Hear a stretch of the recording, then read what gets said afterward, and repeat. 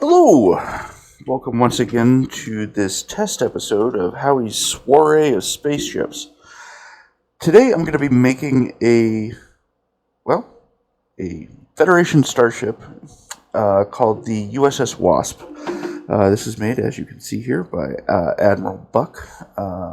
And he and I have been talking, and he's let me have permission to go ahead and make this sucker. I really like the way it looks. The only real twist on this is that I'm going to be making it in this 25th anniversary adventure game style that I've been sort of doing with for the last month or so. I don't really know how to explain why I have the bug to do this, besides to just tell you that it was a hugely formative game in my youth, and as rough as some of the parts of it were, notably the space combat was both arcadey and too difficult at the same time for a lot of people, and could have had a lot more depth to it.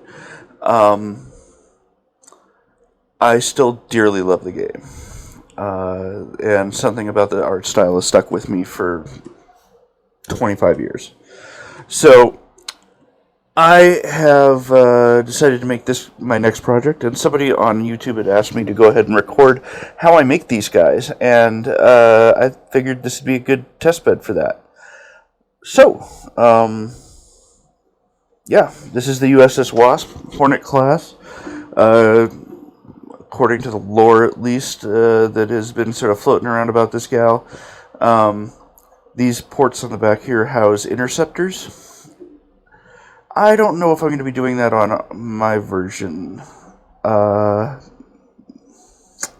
Still am undecided on that. I think that's a decision that can wait till later. But basically I'm going to take this guy, which is done in the motion picture style, and I'm going to sort of revert it back to what this ship class might have looked like in the original series.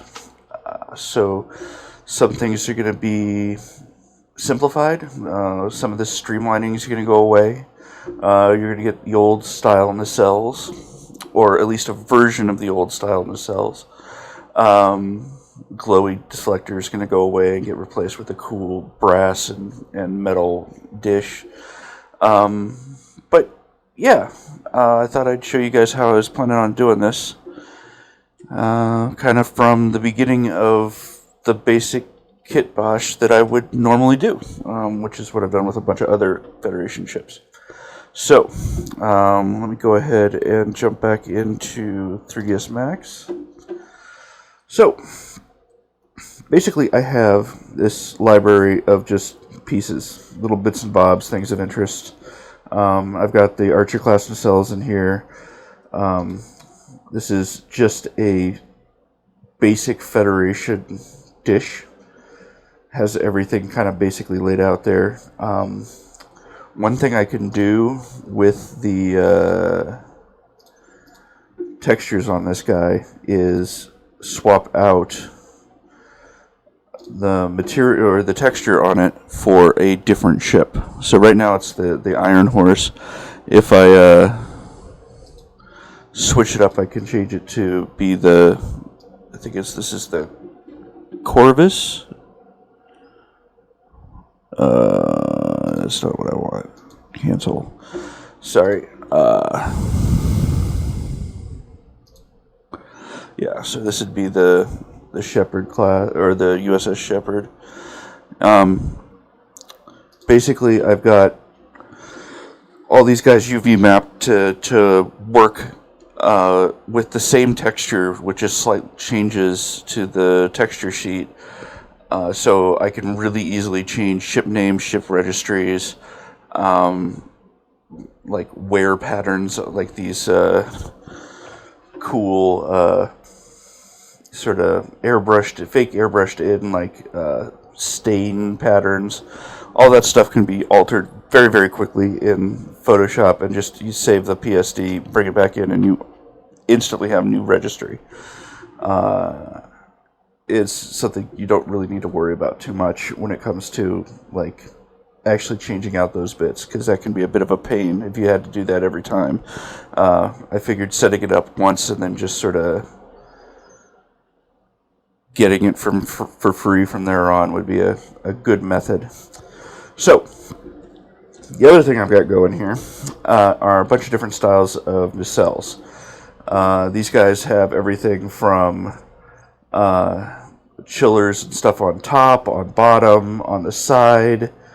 It's basically just any configuration you could imagine. One of the things I am going to be doing, though, is mixing up the nacelle configuration a little bit, trying to get something newish for this Hornet-Class, just because I really like the idea of Starfleet flying around with like tweaks and modifications to their ships, because they're always looking for a scientific like advantage of like, we don't know what the best configuration is for a starship for everything. Like, we're not 100% sure the Enterprise is the best, so let's throw some stuff and see to the wall and see what sticks. Maybe moving the chillers to the side is a better efficiency, like by 0.05% or something at warp 3. Who knows? You know, we don't know until we try. We're gonna find out. And since we have all these different ships, we're gonna try a bunch of stuff, and then just figure out what works best. And then the next generation of ships is going to take that information, and onward you go. Sort of, you know, evolution writ large, but like planned for ship design. Anyway, so yeah, I'm basically at this point just kind of looking for things that I can take and move over to use for the Wasp. So if we switch back to this guy, we have a normal saucer. The back half of it here is cut out and has the hangar bays at the sides, which is really cool. I like that a lot. And then, but yeah, it's got this angular cutout, so we're going to need to trim that in. And it looks like the saucer itself is thicker to accommodate those hangar bays, which is great. And you got your impulse engines at the back, warp nacelles, all that goodness. This guy is, you know, your primary photon torpedo launcher. Doesn't look like it has any sort of rear launchers on it, which is, you know, not ideal, but I'm sure they'll manage. So, yeah. And then you've got two dual phaser banks on the bottom here on either side of the saucer, and then there's 4 up top. There's either side 4, and then there's one nestled back here in the back. So, yeah, I'm basically going to take this and start moving pieces over and getting them lined up. So, we're going to take our saucer. I'm actually going to clone this stuff over just for funsies, and sort of lay it out. So this is my deck guide, and as you can see, it's sort of set up to have you know, the standard Federation height decks, and you can see the saucer's 2 decks high right now. I think we're going to want to make that probably a deck and a half, at least. We'll play with it and see where we end up there.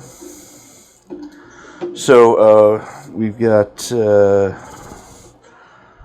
don't know, we got some stuff here we can move over and kind of start using as fodder for the construction of this guy.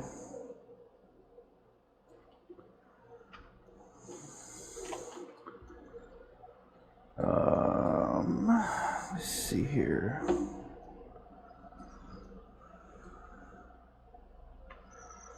I like that. All right. How much of that is coming? All right, good.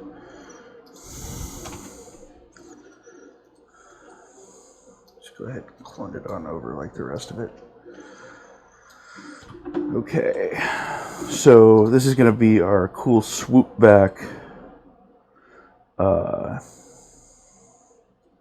nacelle strut. This is from the Imahara class. I'm going to probably stretch it out, lengthen it, beef it up a little bit, because this was usually originally used as part of a dual strut configuration. It needs a little bit more robustness to it. And I think I'm going to start with this nacelle.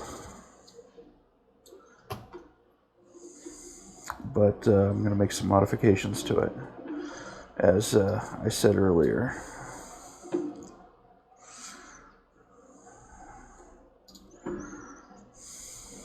I think I'm going to try moving these guys forward, kind of have them nestled in this little curve gap thing here.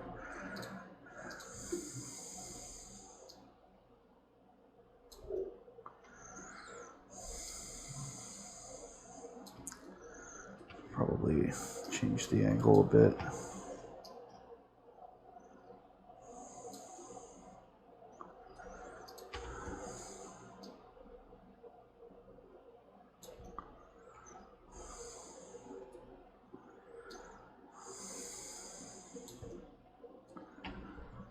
Oop.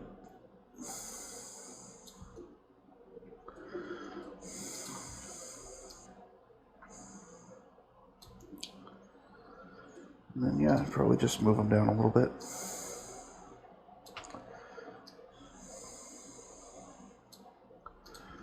It's kind of a cool look.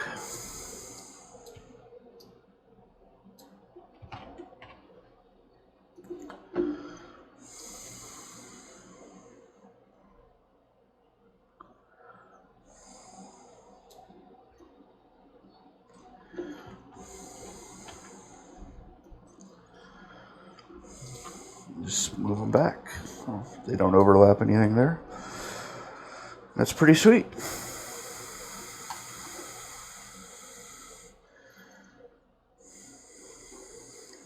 Nice. All right. So that's a cool look. I like that.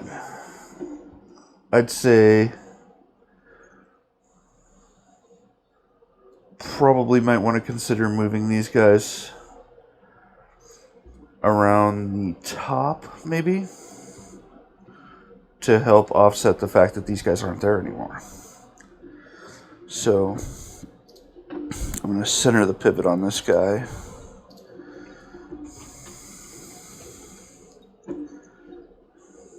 And actually, center it.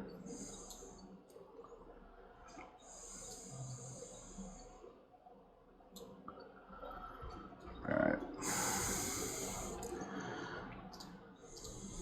Now when I detach these guys, they're going to have the same pivot.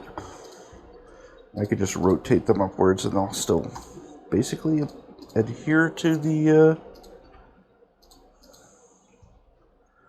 surface of the thing.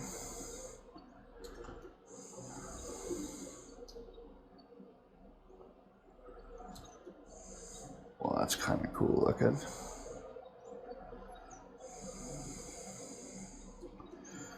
I like that. So I'd say the only other thing I'd want to add in here is probably some sort of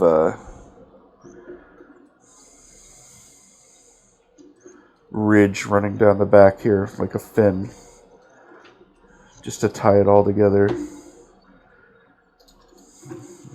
In Max, you can do this cool thing with splines and make them renderable. And if you set them to four-sided and rotated by 45 degrees, you get basically little boxes you can draw, which is super cool and very handy for this sort of thing. You can just convert that to editable poly, quickly go in and modify it. There you go. So I'll show you the basics of how I'm doing the textures on these guys. So this guy right now, just a box. Gonna give it the material. Its UVs are crap right now. I'm only using matte channel 1, which is this stuff. The other channels are the dish, the nacelle caps, and then the impulse engines. Everything. It's basically just 4 materials on this guy. At least on the model part. There are decals, and I'll go into that later.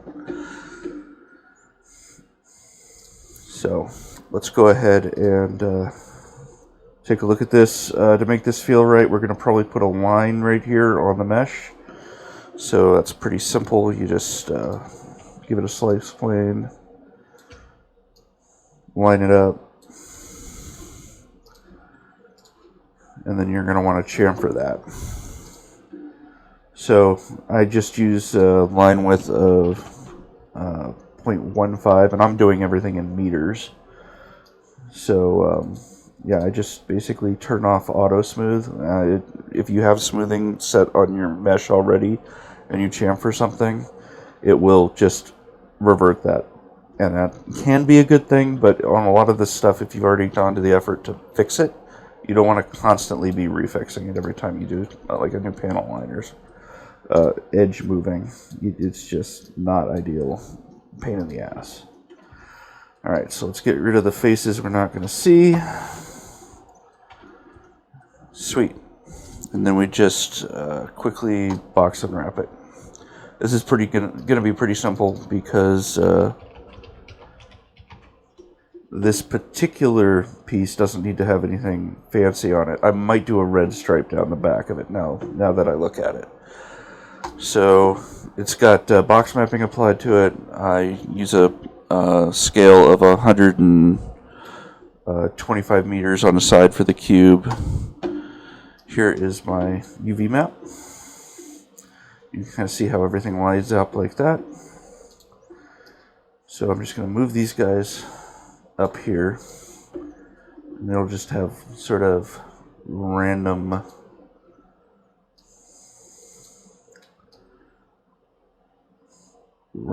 detail, and I can line things up like this little box detail here. It's pretty cool. You can line that up to be on the back there, and then we could add this stripe to the front part, which I think, yeah, I'm just going to use that center prong of the pennant on the side.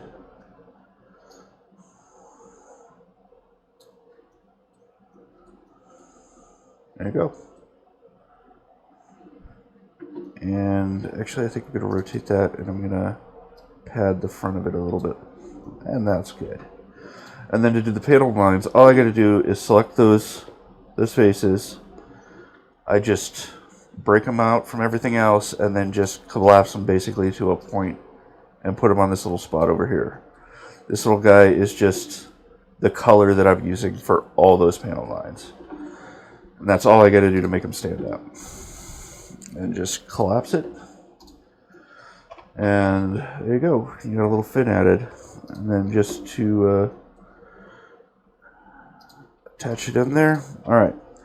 So one thing I'm doing here is an automatic chamfer and weighted normals for display in the game. So this guy has it on it already. I could just copy these modifiers and bring them over here and just paste. And it's got to add these guys back on there. Boom, boom. And everybody's got it. So now you can see there's that cool looking update to it. I can see I got a little bit of smoothing I got to fix over here. Probably forgot to uncheck that thing on the chamfer I did. There we go. Nice. So, there you go. That's how we make a new type of nacelle for this guy. So this guy is going to probably live up here-ish. Let's look at the reference image just to see, get a feel. Yeah. There. Cool. Alright. Now it's time to trim away the saucer here a bit. Easiest way to do this is just draw out the lines where we want it to go away. So I want to do something along the lines of this.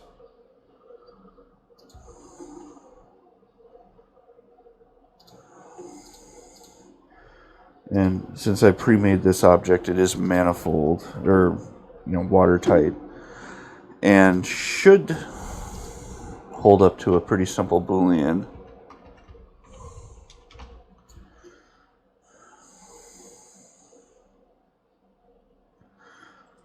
Yep. There is a trick to it, though. We don't want to include the chamfers in this, so we're going to delete those modifiers off there. We're back down to a simple mesh. Then we're just going to go in and pro Boolean this. Oh, it didn't like it. Well, let's see why that might be.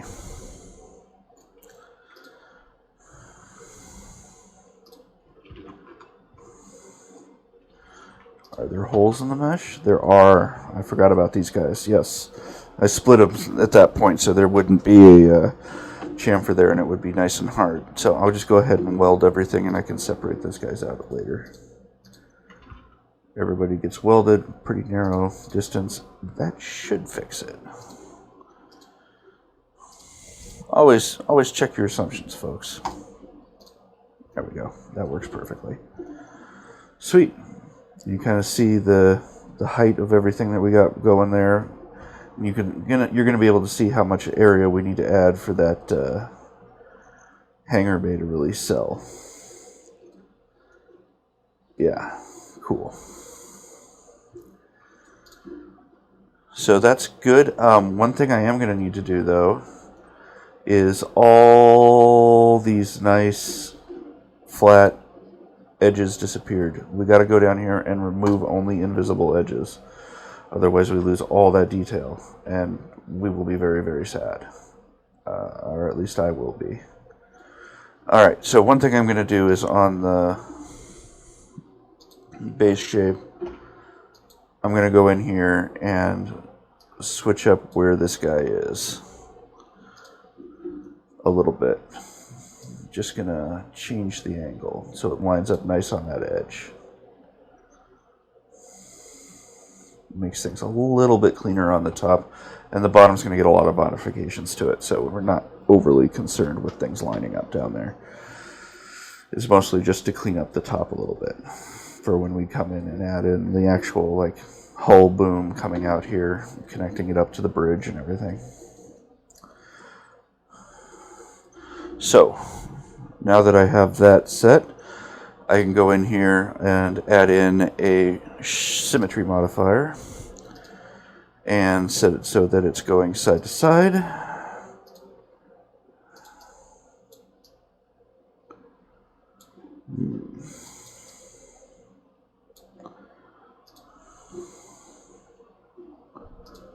There we go. Just set it to be mirrored side to side. That way I don't have to go in there and unmirror everything and then remirror it, and it would be a pain. So there you go. All set. It's pro Booleaned up. It's ready to go. I'm going to go ahead and collapse this. Now, time to add some of that depth to it. I'm going to go ahead and remove this subdivision. Okay, there's everybody. We're going to give it an extra deck and see what that looks like.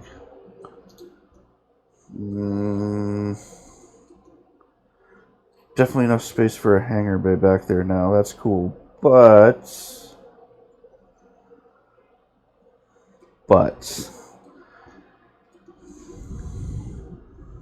this sucker is so sleek looking. Such a pretty shape, such a fast looking craft. Do I really want to hobble myself by chunkifying it that much? I don't think so. I don't think so. I think we're going to leave the deck height the same and just put narrow, very narrow hangar bays in there. Although I might be able to create some sort of buttress down here that clips in and adds a flat surface so that this edge right here doesn't scoop up that much there at the back end to give us a nice solid space there. That might work. I'm going to clean up this Boolean though. It creates a bunch of mid-edge verts. I have a script called vert cleaner that goes in and just removes those nice and easily.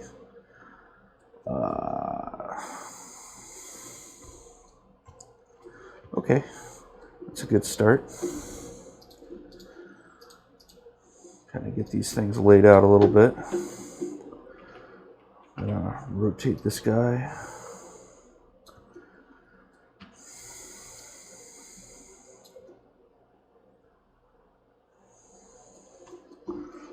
Want a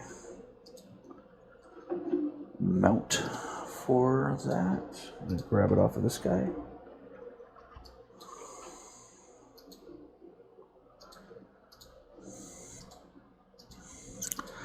I am sorry that this is so boring. I probably should put on some music or something. Oh hey, maybe I'll do that in post. Cool. Or the bridge ambient sound or something. TOS ambient sound.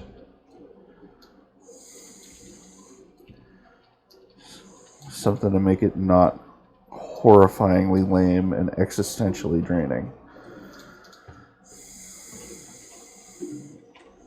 Okay, I'm going to take this subdivision and thicken this sucker. Ooh. That's pretty good. Ooh.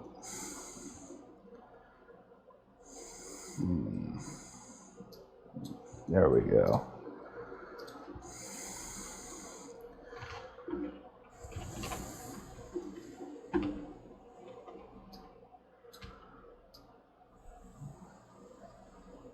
Okay. So I'm kind of looking at that vertical line there to be the width of the hull that extends back, give or take. So I'm going to try and line this up with the edge of that. Let's take a look at the reference. Going to have to raise the nacelles up a bit, but yeah, I think that'll work. That will work. Let me add in that mount.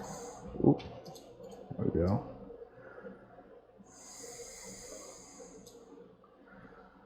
I'm going to do that.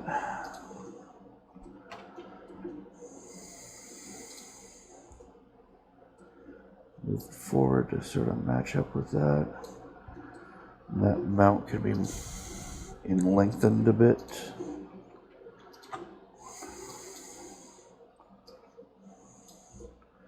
That back part can be brought in.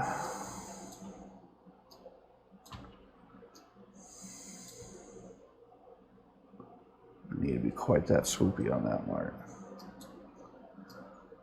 Alright, cool.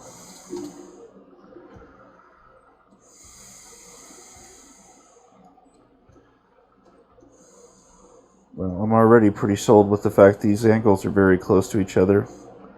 I like that. I'm probably going to end up making those exactly the same. He says as he eyeballs it. Alright. Okay.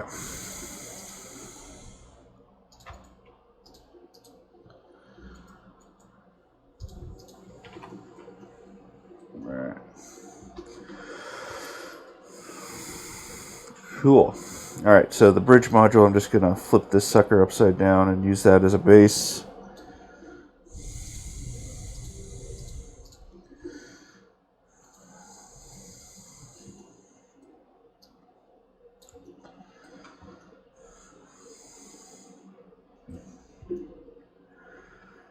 quite like that.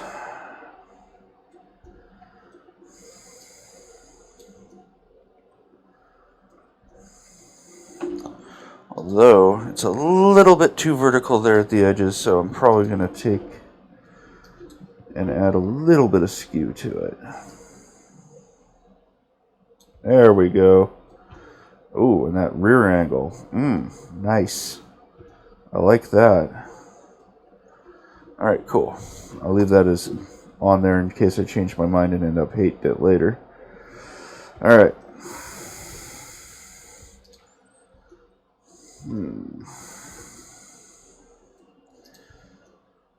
Alright, so we got our impulse drive here. If we look at the reference, the impulse drives are pretty narrow there on the back. Went the wrong way. There we go. They're pretty narrow there on the back. So we're going to have to tighten that up from the stock bit that we have there, which is just fine. This one can get mirrored, so I'm only going to do this on one side of it.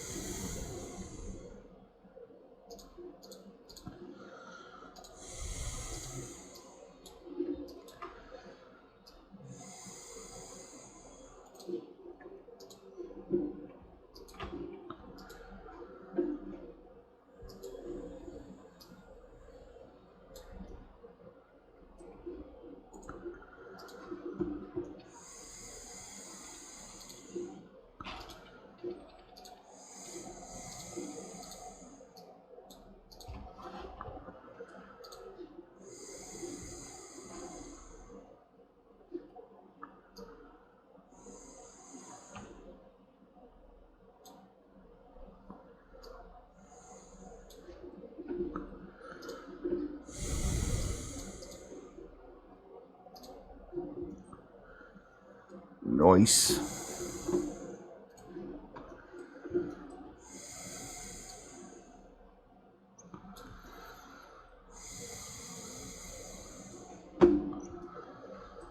Sweet. Oh, it's down below the top bit that has the... Alright. Well, in that case, switch this up.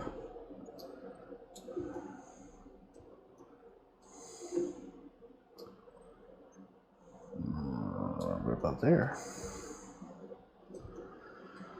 Okay, cool. I'm liking that. It's starting to come together.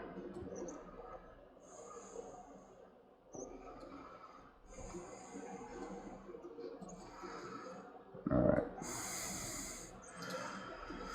So, I was looking at using these guys, which are from the custom Chesapeake class that I made, as sort of the side buffers on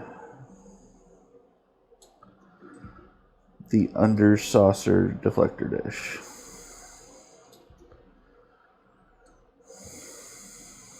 Something along those lines. Then kind of have something swoop back in there past that. And then from the front view, we want to be able to put something like this in there.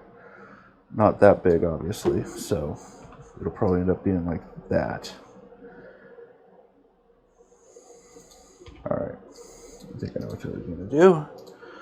Boolean time.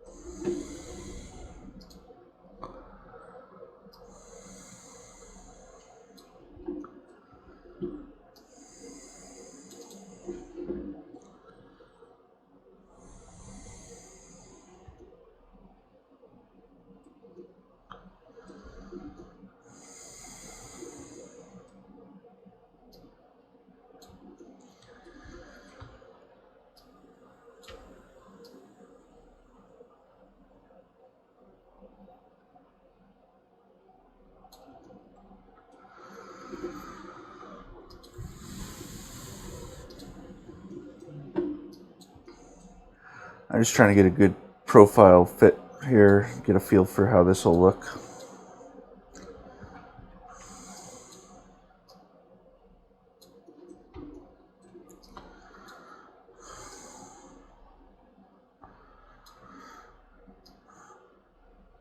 Kind of like the idea of this being a tangent.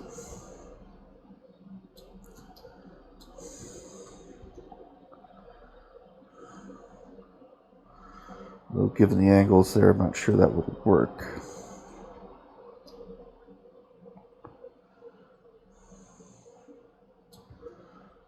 All the way to the front? That could look cool. Well, let's do that. Alright, cool.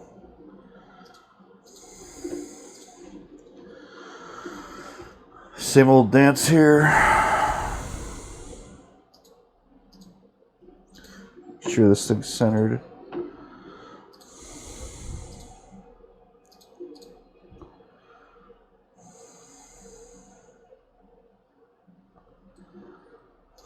Make sure we don't lose all our edges. Yeah, I'm not sure about that one.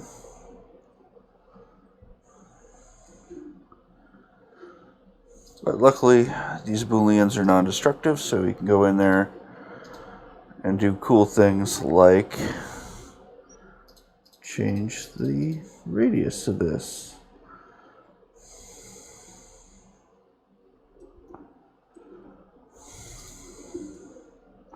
See what that looks like when it's all said and done.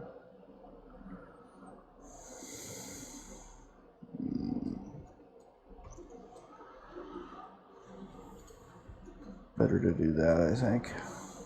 Cut in our own edges.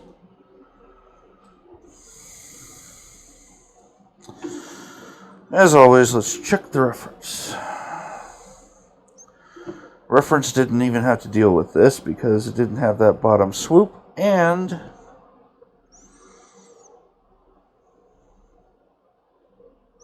dishes outset further.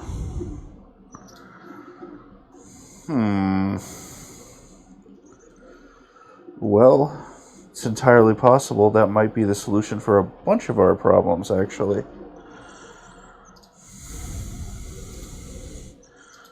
So let's see.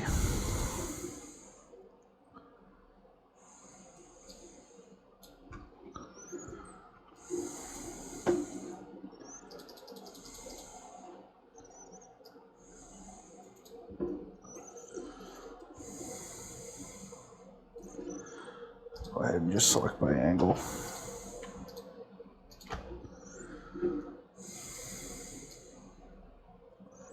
Alright, cool. And then I just need to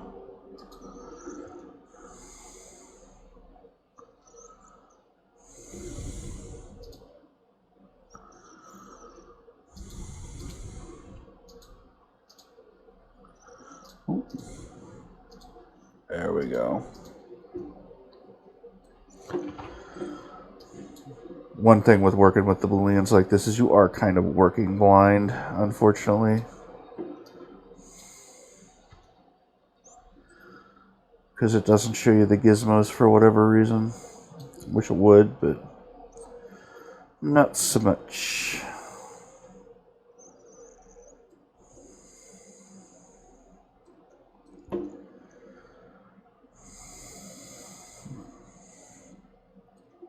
Okay.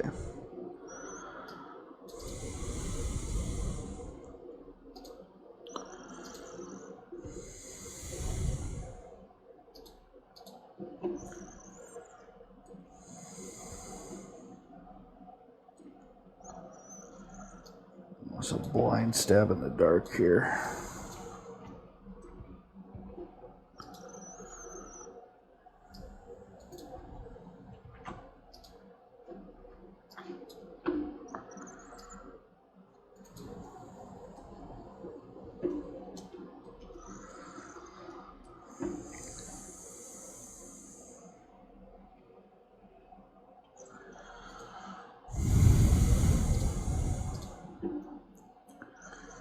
So we got a lot more space there for the deflector. That's good. I like that. That's cool. That worked out really well. And I just want to get rid of this undercut curve here a little bit.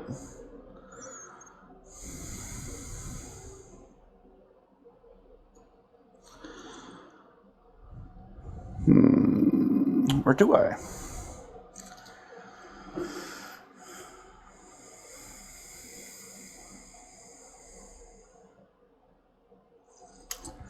I don't think I do. I think I want to curve the cutout, which means I'm going to put those divisions back in, and I'm going to give it one of those. Oh, nope.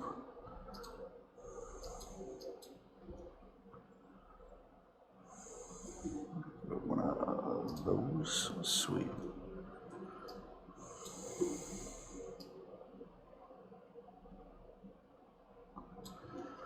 Oh, that's better. That's what I'm looking for.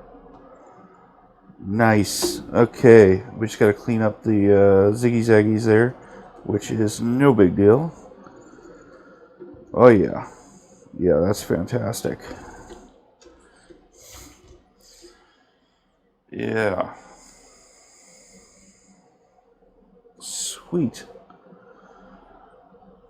Love it when a plan comes together inadvertently. Nice, nice, nice. Okay. Sweet. Okay. I'm pretty happy with that. I'm not going to mess with it anymore. Gotta go in, do my edge vert cleanup thing before we start playing with this more. You can see stuff's pretty close as is,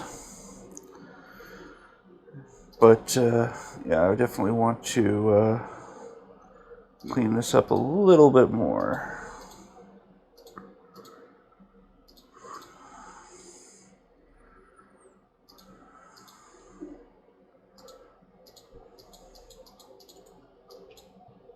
There's two verts there, interesting. Alright.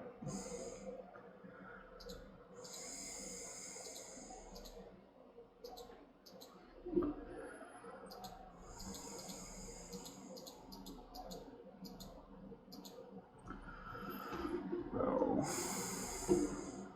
that's convenient, as is that.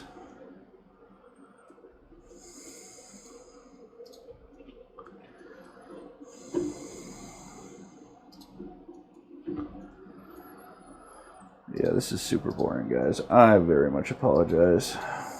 Maybe I'll speed this part up. Hooray for post.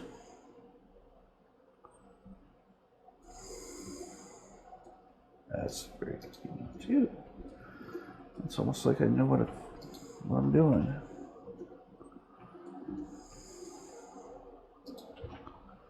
I went to the top over here, right? Yep, sure did.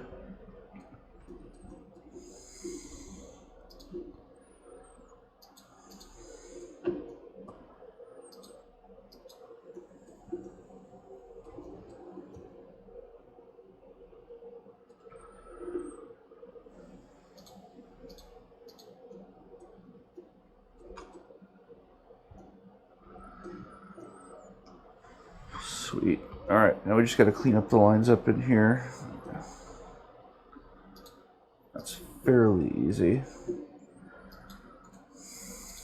Just got to make sure we do it symmetrically.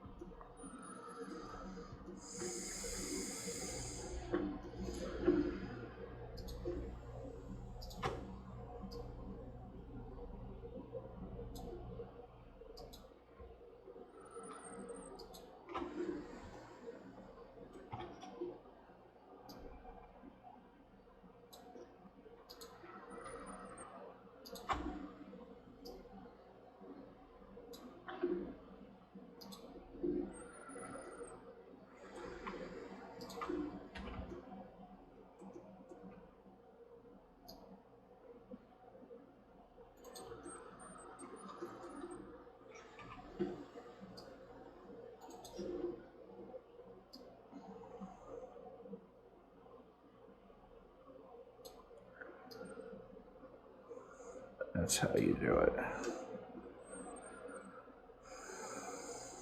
Nice. All right, I'm very happy with that. Cool. So, yeah, these guys are all, you know, the wrong material. So we'll go ahead and switch them back out for the right one.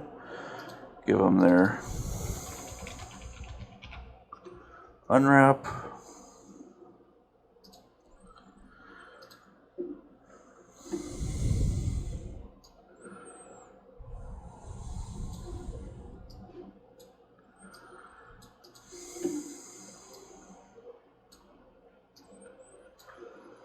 There we go.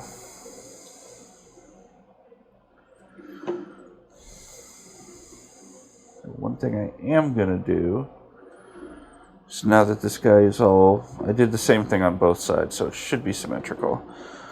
I'm going to collapse it, select it, and that's the only thing in there, right? Auto smooth it, detach it, and then I'm just going to symmetrize it. So everything's left, right, the same, and it should have been right. You see, it's my symmetry. It's 0, 0. Yeah, sure is. Yeah, so they got offset slightly. That's Booleans for you.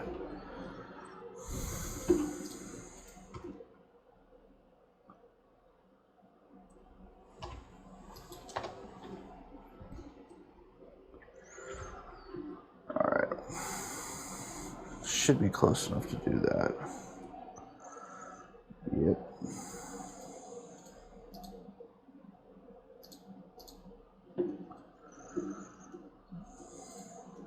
Cool. Got them all. Well, you say that.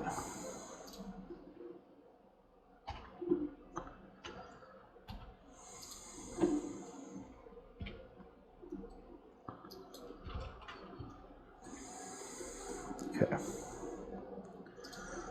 Grab those, auto smooth it again. Boom. Oh, what is going on here with the...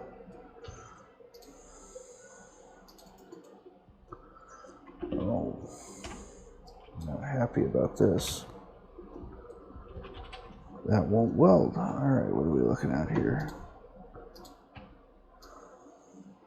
Oh. Interesting.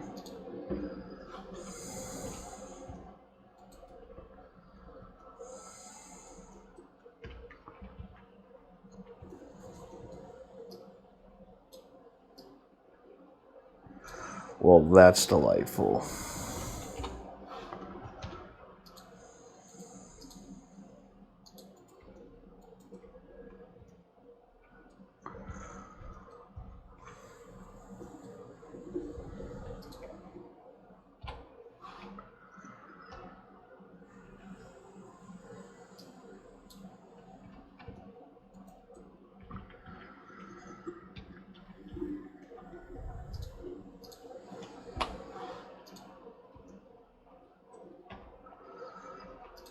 I think that'll do it.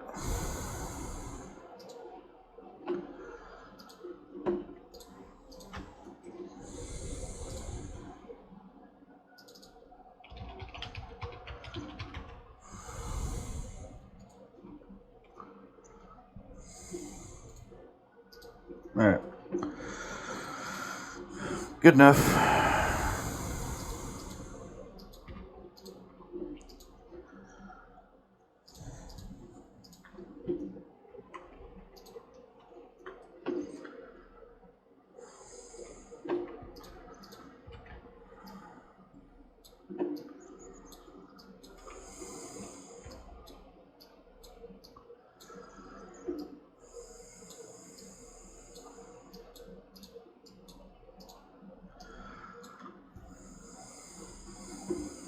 I think I'm definitely going to speed this portion up.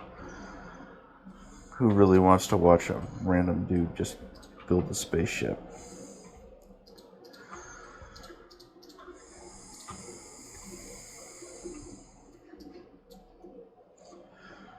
I ain't Bob Ross. I ain't that interesting. Alright, so there we go. That's looking great. Very much happy with that. I think that's looking dope.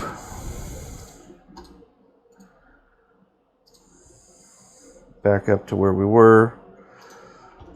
Obviously these guys need to be sort of realigned for the new realities of where exactly everything is.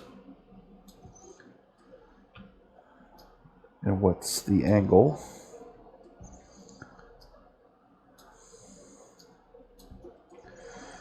Alright. I wonder. Haha, it's still in the buffer. Alright. So that guy now has all of its chamfering back on, which is cool. A little bit of weirdness going on here, but I'm pretty sure we can clear that up. Oh yeah, I see what happened. Like so. That's not going to play nice with the chamfering. Let's just kill it all together.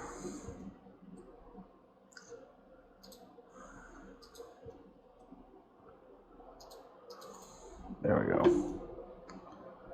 Ooh, and that's still pretty dirty.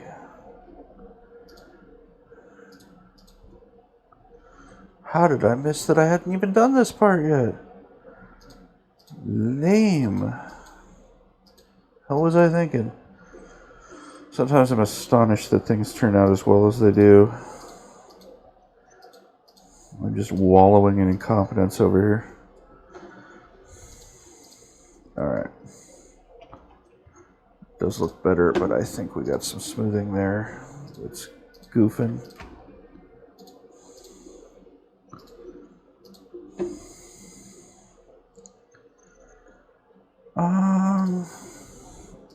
Okay, here's what I'm going to do. The issue is that the reverse angle of that bend is not playing nice with the chamfer, so I'm going to break it. There we go. And then I just got to do the same over here with these guys.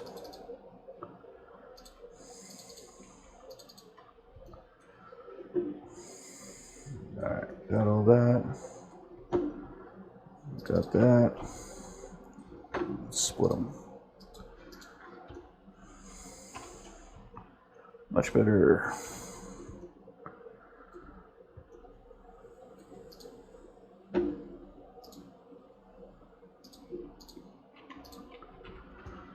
Kind of want to make sure this is actually legitimately flat. There we go.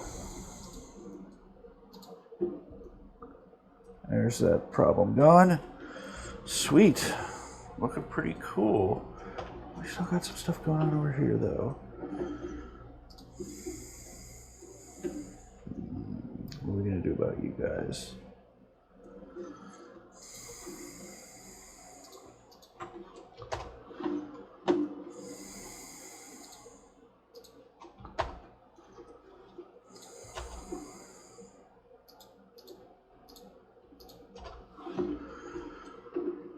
That might do it. I don't know. Maybe. Yup. Sweet. Alright, well that's looking cool. I'm down with that. Alright, I think I'm going to pause my efforts here for the time being and jump back in a bit. Actually, probably stitch together another video. Alright, thanks all. Be right back. Okay. Picking back up about 2 days later, we're going to be focusing on blocking in the rest of this sucker. So where we left off, we just finished this area and kind of gotten started on sort of laying in some of the detail around that. I actually am going to skip that for just right this second and focus in on the secondary hull that's going to come out here, connect the engines, the impulse engines, the warp nacelle struts, and then come back in and attach to the rest of this. Just to refresh our memories, the original model looks like this from this angle. And it's got these very smooth, rounded lines. Very swooping. And yeah, I'm not going to be doing that for the TOS version. One thing you see a lot in TOS ships, both in like fan extrapolations and the rest of it, is very like sharp angles on a lot of the secondary hull stuff.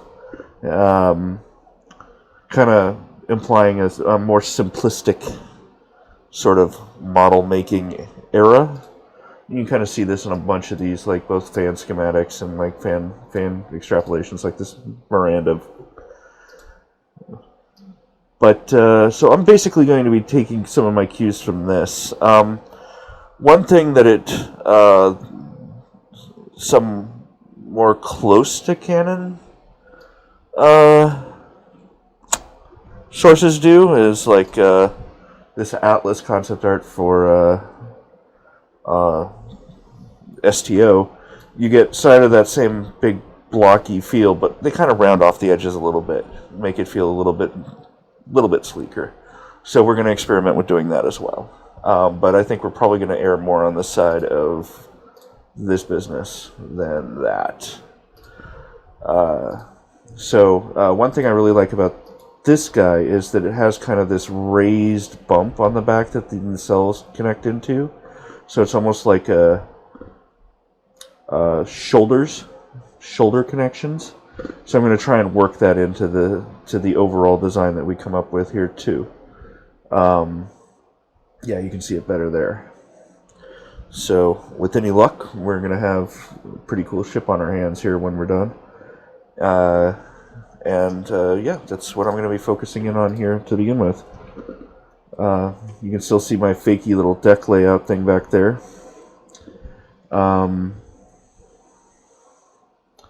Yeah, I kind of abandoned my idea of moving down this curve so that it didn't intrude upon the 2 deck height worth of landing bay space in here. I'm still not entirely sure how I'm going to address that. I think I might end up dropping it like half a deck, even though I really like the sleeker profile for a faster looking ship. I'm just not really sure how to address that. One thing I might do is go in under here and have the same like blocky outlines come out like this and connect up like that so that it's a flat section between there with a sort of angled down in slot there, so it looks like there's at least some more space under the deck for activities. I don't know. I'm going to worry about that after I roughen this shape. So right now we've got the struts coming in up here. So if I were to draw out my general idea of where this shape would be, it'd come up from about level there, come up at an angle, kind of cut back, cut down, and then kind of come forward, and then cut down. Leading up there. And you just sort of slice that angle like that. Now, we want to look back at the original layout of this guy just to make sure that we're not... Yeah, we might want to cut in that angle a little bit further back and then use that as an extension off the strut for the bottom of the where the torpedo tubes are going to be. So let's go ahead, and I'm just using splines right now for this. It's pretty easy, it's pretty simple, doesn't require a whole lot of effort, and it can really easily also be turned straight into geometry. So we're going to cut this in like that, give us a bit of a swoop there too. Alright, that's coming into a good spot. I like that. Alright, now I'm just going to... You don't even need to convert it to editable poly. You can just throw a shell modifier on it and give it, you know, I don't know, 25 meters by 25 meters. It's probably going to be too big.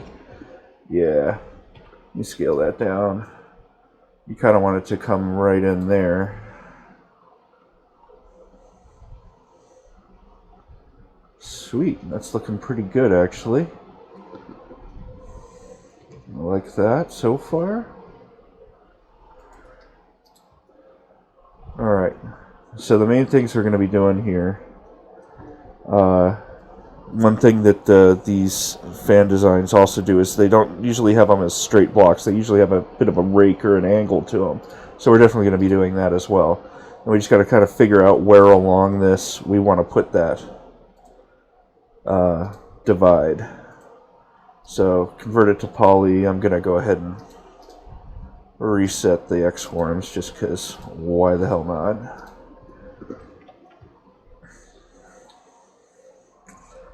And yeah, I think I'm going to have it angled in right about on the level of the impulse drive. So just a quick slice. It's already close to where I need it. Drag it down, collapse that. Then I can just go in here and select just these guys. And then with my FFD modifier, I can just give it that angle. Now, it doesn't usually like doing that first time because that face was flat, but there's a solution to that. You could just tweak it slightly and then just apply another one. And now it'll act more like you're expecting. So, kind of want it to come over kind of about that, I think, for the bottom part. Yeah, that's good. So collapse all that. Then let's do the top angle. And I have no idea if this is going to work for like a final look. I'm just sort of going off instinct at this point. Whether or not they're good instincts, who the hell knows? I guess future you will know. Alright, so we do something like that.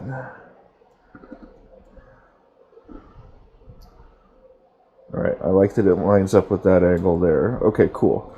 So now we got that angle going. That's good, but one thing we are going to want to do is narrow the back and widen the front. You're getting a bit of an oddity with the shading on this. Oh, it's because it's, yeah, that's easy to fix. Just trying to bend that curve. There you go, that's fine. That's fine. That's not a problem. Now I'm going to go ahead and do a symmetry modifier on this, just see how it all matches up. So far, so good. One thing I want to do now is narrow the back, widen the front a bit. Basically, I want this bridge module, or what is going to be the bridge module, to have that nice line overlapping it. And I want to narrow it up and really adhere to the edges of this impulse drive as close as I can. But before I do that, I think I'm going to pull this back slightly. Just give a little bit more space there. I know this is boring to everybody but me, and I can only apologize.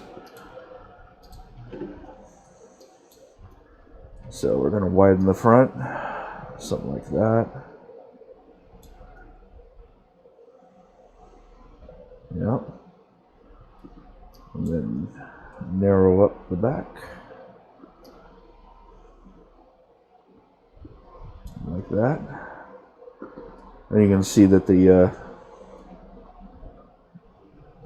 normals really don't like that. So I'm going to do something really quick just to make the faces a little bit more happy with the end result here. And basically it's a script I picked off script spot called Slicer. And basically what it does, I'm going to turn off face display here so it's easier to see what I'm doing, is if you turn on slice plane in edit poly and sort of rotate it into what you want it to be, which in my case is just going to be verticals, you can slice in this direction or any one of these directions and pick the axis, and I want it to be minus, I don't know, probably 10 meters and do, I don't know, 10 loops. If you do that, you'll see what happens. Oh, it went the other way. Oh, I picked C, not Y. I'm a dummy. There you go. There you go. So you see it started to slice up some of the hull a bit there to provide more subdivisions, which is really handy for this sort of thing. Anytime you're doing any sort of deformations of something, you want to have like the general shape of it to not warp too much between each polygon face. You need to split up the polys if you're going to be warping it, and this is the super easiest way of doing it. I think I'm probably going to narrow those a little bit. I'm probably going to go for 6 meters. Oh, that's 6 loops. Again, you're not dealing with a brilliant man here, folks. There you go, and then you can just hit it again to do the next. There you go. So that's looking pretty good for what we're looking at there. And now if I just go out of this mode, go back into this, you can see things look a whole lot cleaner. Now obviously once I'm done tweaking it, I'm going to go in here and clean up some of these, probably provide an edge there to make sure it stays the right way, and weld these guys because the slicer got close, but it's not quite there. And it was never intended to. Same with up here. But I think that area there and that area there, I think these are going to be the 2 main areas that we look at for some of that STO style blended edges, just to kind of get away from that sharp edge intersecting their complex intersection. You kind of want to calm that down a bit, make it unobtrusive. At least I do. I don't know. Other people have other opinions. So I'm really liking the way that's looking from most angles. I think that's pretty cool. Oh, I see. Alright. Interesting.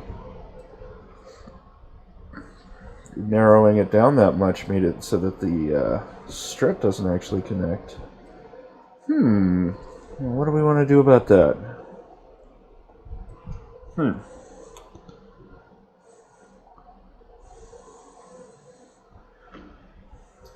Whoa, that is not what I wanted to do about that. What if I grab these two, since we're already warping it slightly, and did that. And then knock these down. Would that still be a functional? I tell you, it feels like it. And then just narrow this.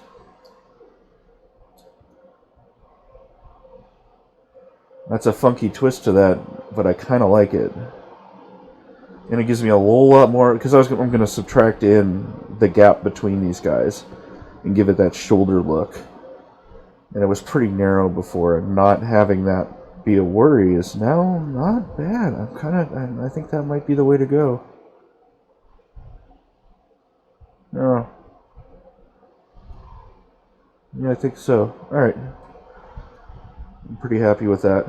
So, when I say I'm pretty happy with that, what I'm going to do is take that piece, clone it off over here, just in case I decide I hate it later on. I can go back to a stage before I completely froze all this stuff and sort of rework some of it, because I'm not going to lie and say that don't happen. It's frequent. So now we're just going to go ahead and where the hell am I looking? There it is.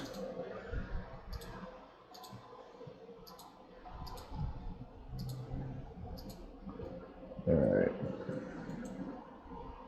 I can probably, these guys are close enough, I can just collapse them. Whoop. As are these. There we go. Anybody else need cleaning up?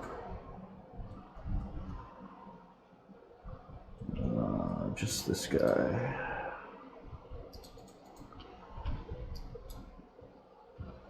There we go. Alright.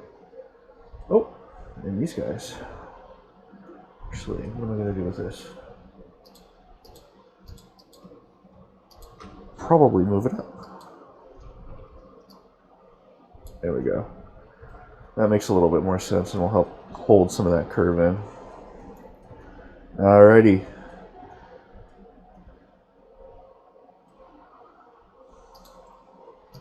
go ahead and grab these top faces, auto smooth them, get that hard edge that's there back. You can kind of see it there.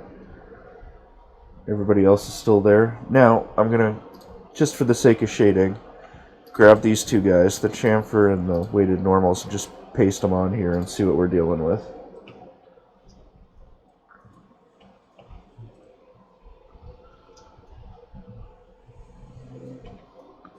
Just sort of the feel of it. Gonna have to fix this.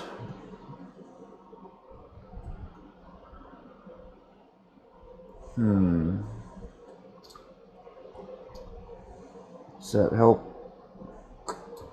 Well, it could if I did something else down there that put that kind of connect. Yeah, that would work. All right, I'll keep it moved up like that for now.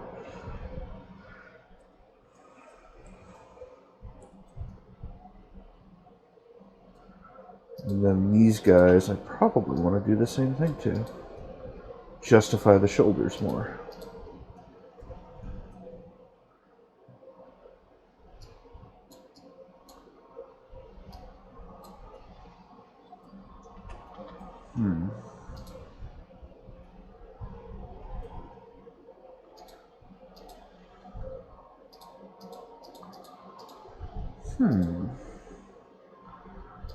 Well, that shouldn't be happening.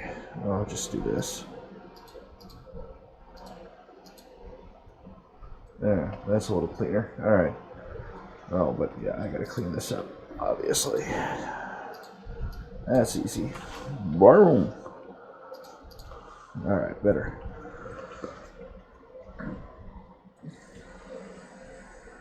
I'm liking that. That looks pretty cool.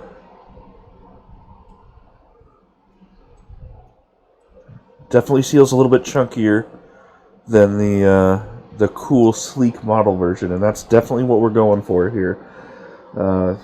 TOS-era stuff's always a little bit chunkier than the stuff that you see in motion picture era and onwards. Just a little less swoopy. Don't really know the better word for it. Alright, let's get that gap in there and see how these shoulder connectors look. I'm going to go ahead and probably just make a box. That's probably all I need to do.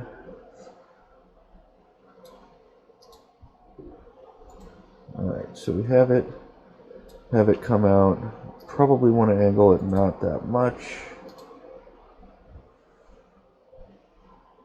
A little bit like that.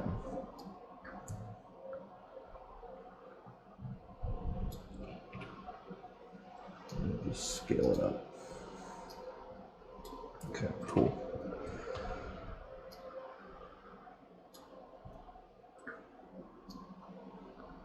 And some beefy connectors at the back. Then narrow it up towards the front a little bit.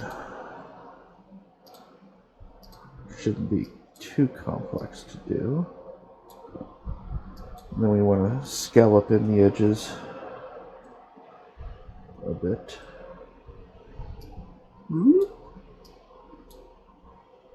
Let's see where that ends. That's not bad.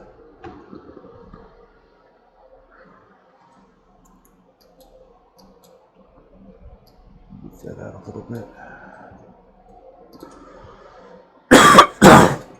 Excuse me. Alright, I'm going to call that good. I'm going to cut those off. Throw this into a quick Boolean, or Pro Boolean, excuse me. Take that away. Now, remember, we got to go in here and do remove only invisible, because we want those old faces to stay there. And we can go ahead and do a symmetry and then paste in those bits and see what we got.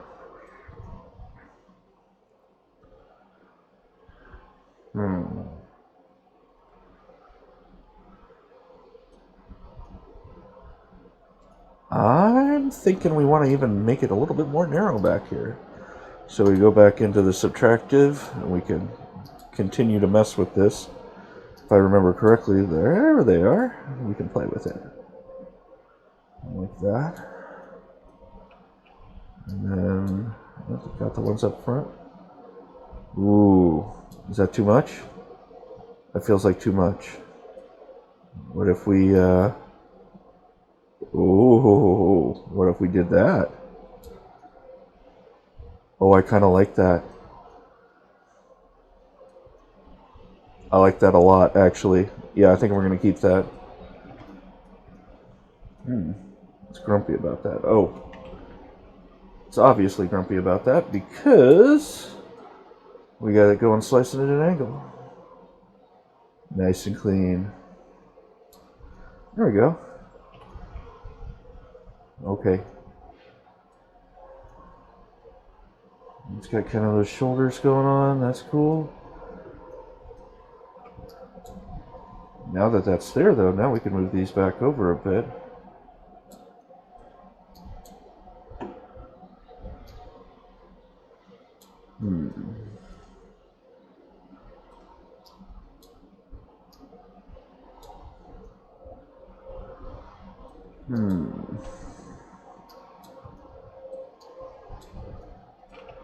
What if we did something? What? Does that look stupid? That kind of looks stupid. Alright. I'm honestly pretty pleased with that, so I think we're going to leave it there. And let's just go back and look at the original model again. Yeah, it's a little bit deeper and a lot more rounded, but yeah. Yeah. I like that. I think we're pretty good. And then it kind of has this additional, like, buttress thing back in here. I don't think we actually need to add that. I think this sort of stands on its own without too much. But we do have stuff we can add back there to sort of imply that's existence. We have, oh yeah, these guys. We can use that. And actually, two of those up here might enhance the... Oh yeah, we'll do that. Okay, cool. Alright. Yeah, so I'm really liking that.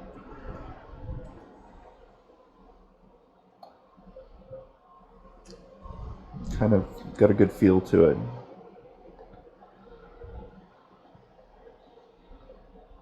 Nice. Alright. So, what's up next? Well, we probably want to texture it and throw some panel lines on. See if I go in here and add some.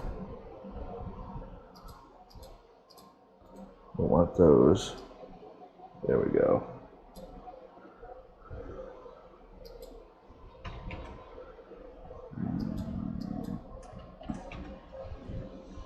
Trying to get it close.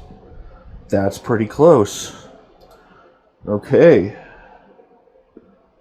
Alright, that's workable. We can definitely do something with that. Sweet, okay. You know, just being paranoid here, I'm going to go ahead and clone this whole thing, this whole stack off over here. Just as a work in progress clone of, if I decide I hate this or I mess something up, it's good just to keep a copy. Now let's go ahead and kill those. Let's throw an edit poly on this and then collapse all. Yeah, I can do that. Alright, so we're back to this. And we only really need to clean up one side.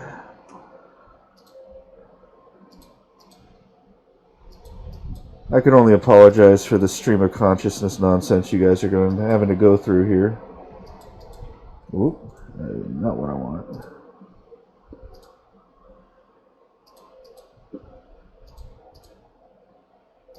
I hope someone is finding it entertaining.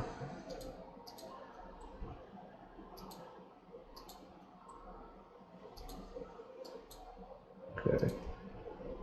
That's cleaned up, and this guy we don't need. Alright.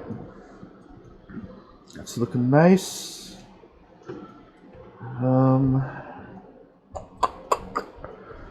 Alright, let's see about doing a little bit of curve to these guys. You know, it'll be, yeah, we don't want that. We want just those two. Let's see what we got.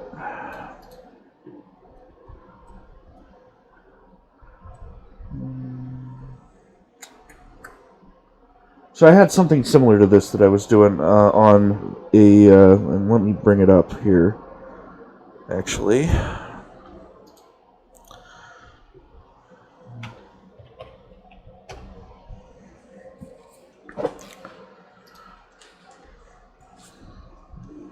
Okay, I'm loading up Unity. I'm going to show you guys what one of these ships look like in engine, and show you kind of an example of what I'm talking about here. So I wasn't using that many subdivisions on this. I tended to do more of one. Also, uncheck auto smooth on these guys. I tended to clean it up enough. 1.5 meters, I think? Oh, that's pretty good.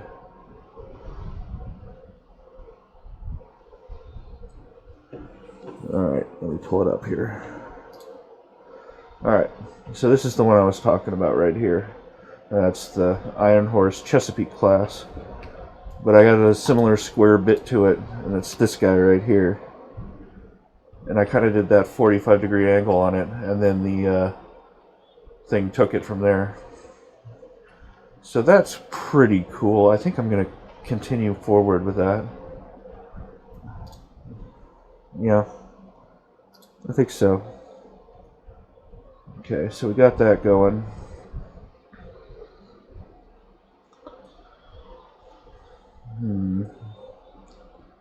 Okay, we're gonna have to fix that angle there. I actually like how this comes in right at the connection there. That's pretty cool. A little bit of a tangent. Okay, I've got backups in case everything goes terribly wrong. Alright, we got that, good. Let me grab that. Nice. And this we gotta fix.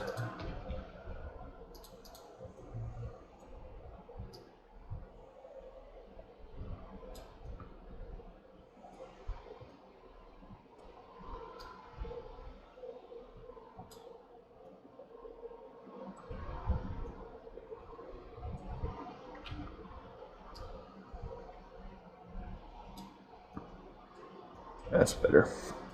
Alright. Symmetrize. Nice. Paste those two modifiers. That's not bad.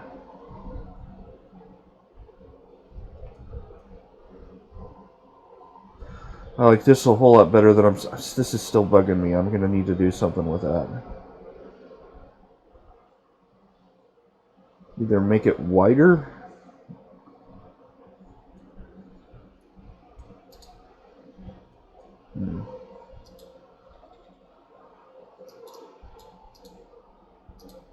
Or go back to our old friend FFD. I like that a whole lot more.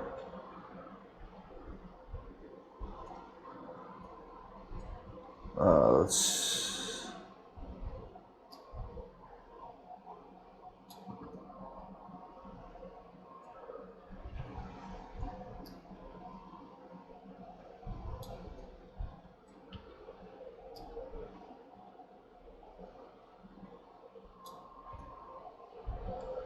It's about as clean a connection as I think I'm going to get. Doesn't look bad. Okay, that's a lot better. I'm good with that. Alright, cool. And again, I got backups in case everything turns to total crap. So let's take a look back at the original mesh. See where, if any, panel lines. We got kind of one going through there. Unless that's just a artifact. No, there's definitely stuff there. There's there, kind of coming through. Cool. Yeah, you can see them super well there. I even did the little nice little like bolt holes. I love it. Fantastic work, sir. Okay. Let's go back to the, there we go. So it kind of just looks like they go through there, and then we don't really have anything else on the rest of it. So we're going to need to do that ourselves. So I think our best bet, yeah, I'm going to go ahead and collapse this. Drag this. We want a straight shot between those two. Am I getting top and bottom? I better be getting top and bottom. Alright, good. I don't know if this is going to mess a bunch of stuff up. Nope, looks like we're good. Cool.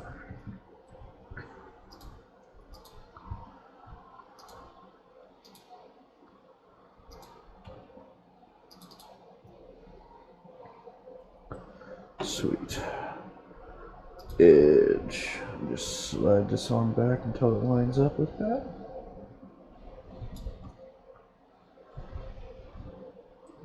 You can just do the same on the bottom here. Just gonna be angling it a bit. Do we want to?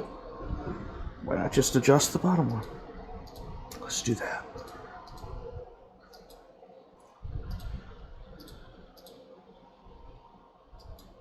Oop. There we go. That's a much better solution. Alright, so we got those two. This one, don't need the rest of it. Good. Chamfer those. Remember the numbers, 0.15, 0 subdivisions, and then uncheck smoothing. And then that guy is ready to go for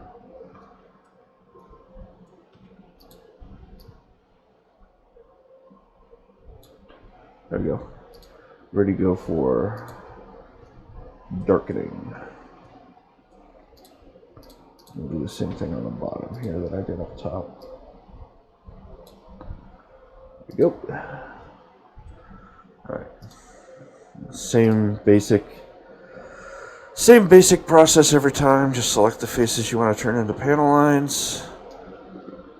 Then just collapse them to a point and stick them on panel line, happy place. Then collapse. Alright, so we got this cool line coming in there. It's going to connect up top and bottom to the line that runs through that selection. That's a pretty good idea, I think. I think that'll work real well. And then over here, we want another one kind of coming through.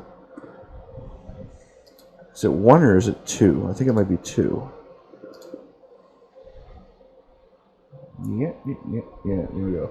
It's 2, so we're going to have 2 in there.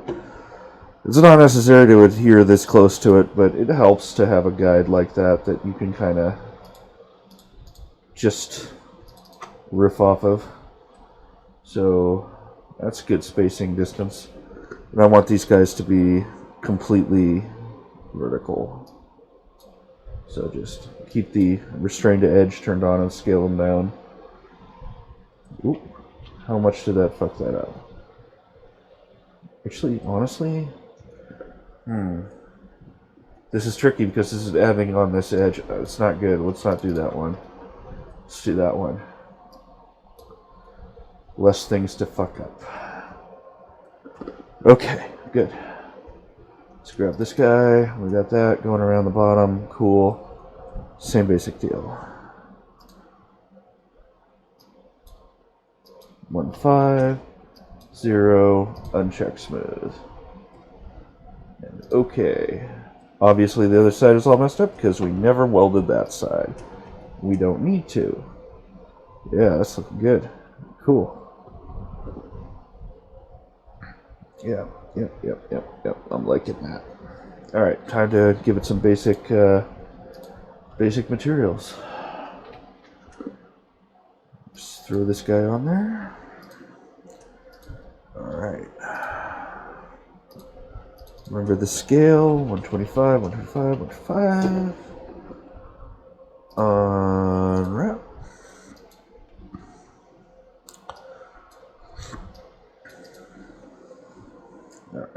There you go.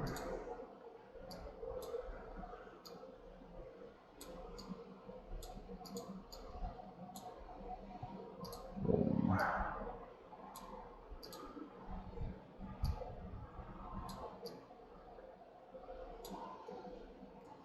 It doesn't really matter too much where you put that stuff. But if you see something cool like that little guy and that little guy, it doesn't hurt to sort of shuffle stuff around until it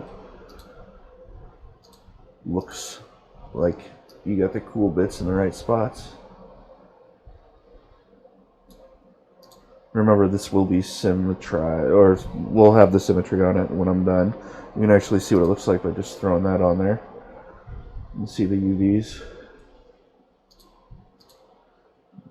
Go grab this guy, shuffle him over a bit. It's doing the same thing. Let's see, are there more interesting stuff we can add? Ooh, that's cool.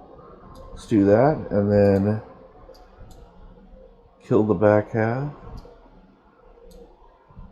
Go up here. Oh ho ho! I'm liking that. Maybe shuffle this a little bit more towards the front, just to offset from the back ones there. Cool. Awesome. Sweet. And now we can do the panel lines.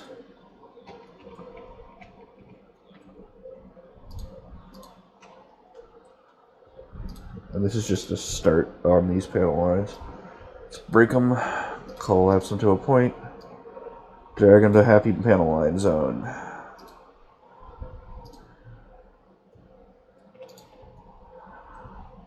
Already starting to blend in. Nice. I'm liking that. Yeah, that's super cool.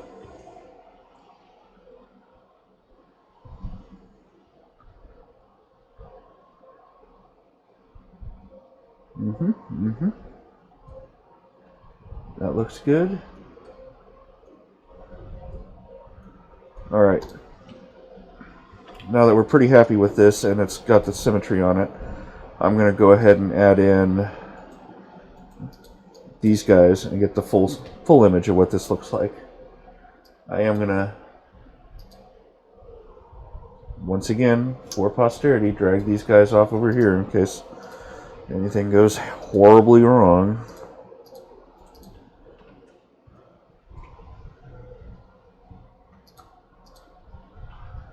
One thing that would have gone horribly wrong is I forgot to remove the chamfer modifiers off these guys. That one didn't have one, it's fine. There we go.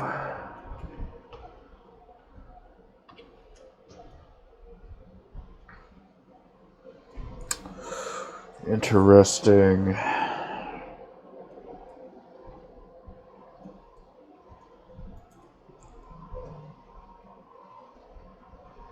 It looks cool. I like it, but I'm thinking those nacelle struts are just slightly too thin. So I'm gonna beef them up a bit. And I got some room in the socket there to do it. I'm gonna hide this guy because he keeps getting in my way.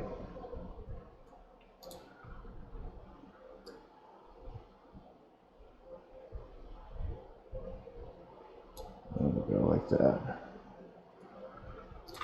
And then move everybody down a bit. Shouldn't mess up the panel lines. No, it's good. Ooh, I am gonna do a little bit of trickery here and add some. I almost feel bad about this. Add some skew twist to the front here. Just to line up with that angle. It's total cheatery, but you know, if it ends up looking good, who cares? Okay. And then I'm just probably going to do, I'm going to have to do something similar with this guy here. Just for covering my butt's sake.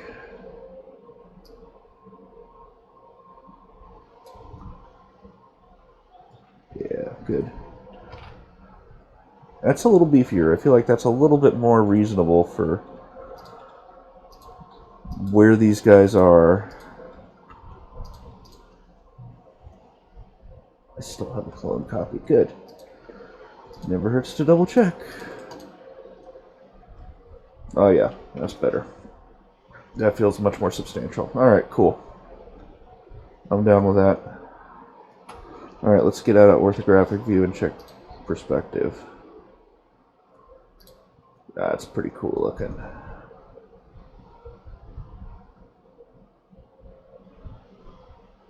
I like that a lot. Oop.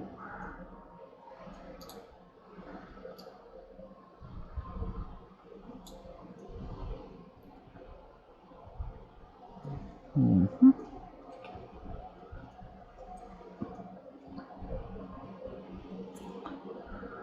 That's pretty good.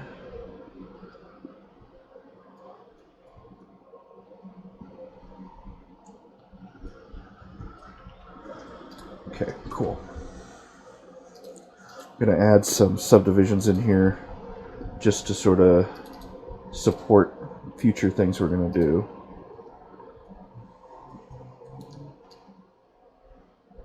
Nobody really needs to go there. Cool. And then these guys need to get a bunch.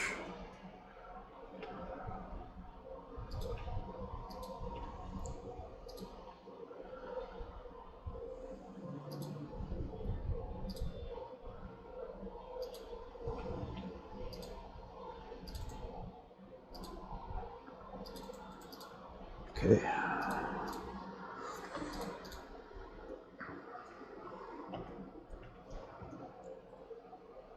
Okay, cool. Now the next part is the torpedo pod, which is literally just going to be a cylinder.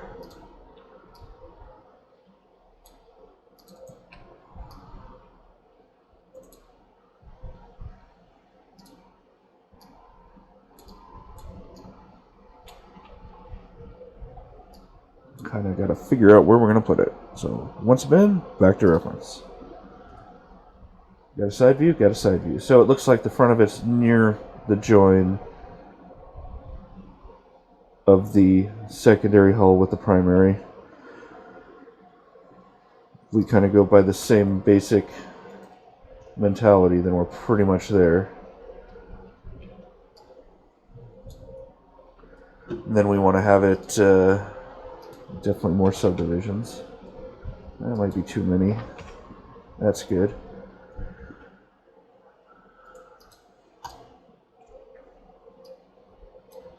Something a little bit more like that. Bring it back. And then what I want to see is I want to continue this line all the way down and slice off the back of it. So if I bring this back, increase the height a bit. There we go. That's good. And then let's just do another box.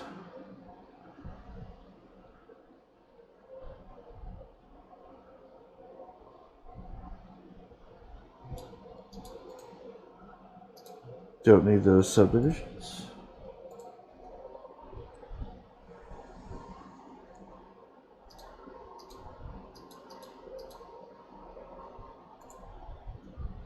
Centered it back up.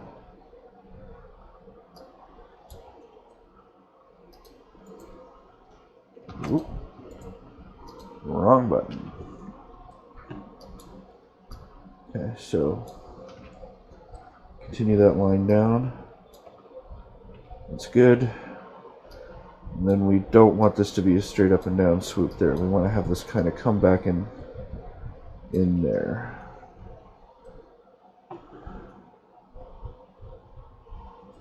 Okay. To the reference. Swoopy in. Have enough room for that stuff? Sure seem to, but I don't know. I don't think the utility is going to be the same. Oh yeah, you didn't care. Alright. That's fine. Or unless he was clever, and it looks like he was, Where's that at? Oh, no, it looks like it's straight up and down. Apparently, typically, this little orange and red circle here is supposed to be the cap for the ejector system for the warp core. So, fire that down, and if it's straight down, you're going to hit this. If it's at an angle, which I thought it was because this impulse crystal thing's supposed to be at the top of that warp core, you might be able to miss it. Like if it was an angle like that and it shot it out that way. I don't know. It looks like it's pretty much vertical, though. It's kind of hard to tell from the angles. No, this is way further under there. Yeah, no, it's at an angle. Alright, well, that'll work. That'll help me justify it. I do the same thing on this one. Put some decoration up top here to make it plain that the warp drives, not the warp drive, the warp reactor is, or antimatter reactor is at an angle there and won't hit the front of this. That's cool. We can tuck that in a bit. I'm thinking that we also want to give a little bit of a curve to this. Not much, just a little bit. Straight back is not super interesting. Give it a little bit of a curve. It makes it better.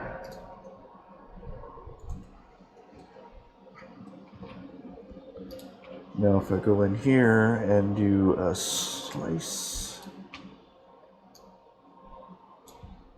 there's our angle. I want to give a little bit of that, yeah. Yep, okay, good. Let's go ahead and cap. There we go. Cool. Definitely working for me. Alright, cool. So we're just going to go in and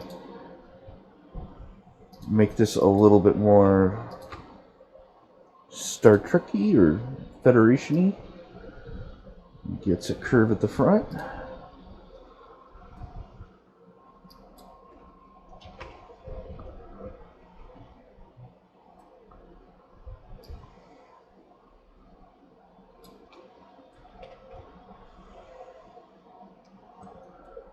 Okay, good. And then this part gets a curve.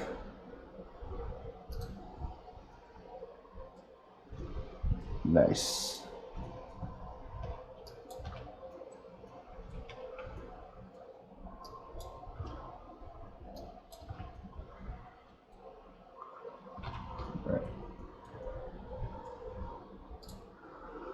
And then I really don't care what happens with this whole intersection geometry here, so I'm just gonna ditch it.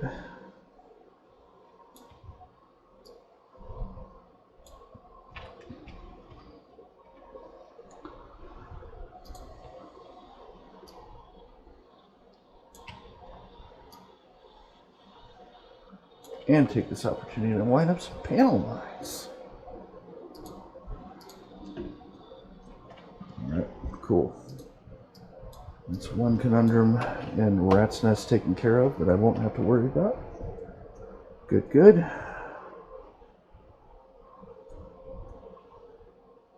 Sweet. Alright, cool.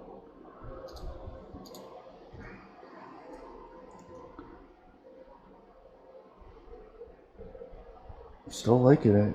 From distance, it looks pretty cool. A little bit more blocky, but I like it. Okay.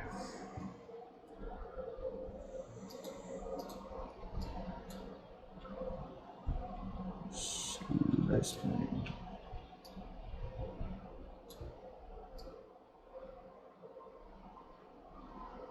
Something like that. Actually, no, it won't hurt anything. All right.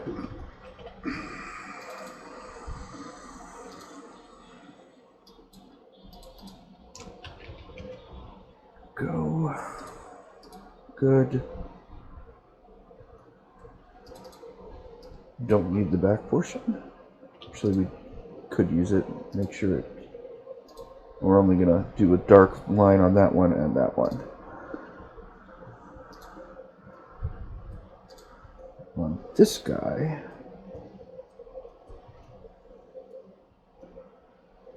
I was kind of thinking how we could make it feel a little bit less just a cylinder.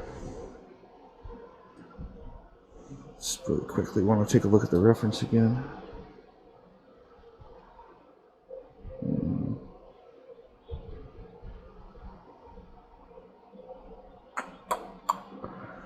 Okay.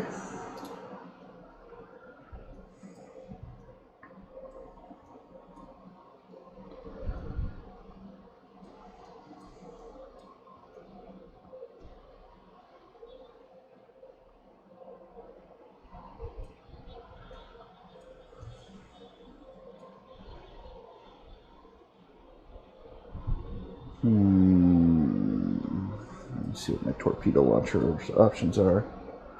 I've got this guy, I've got this guy.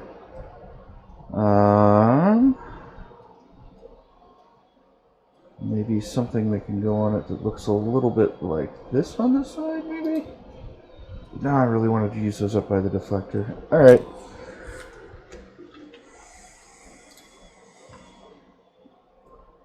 I think I'm just gonna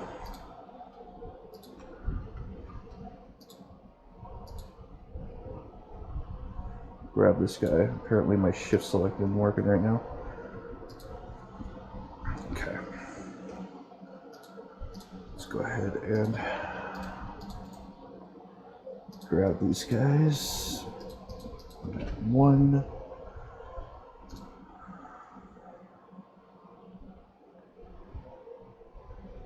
Oh, I just crashed.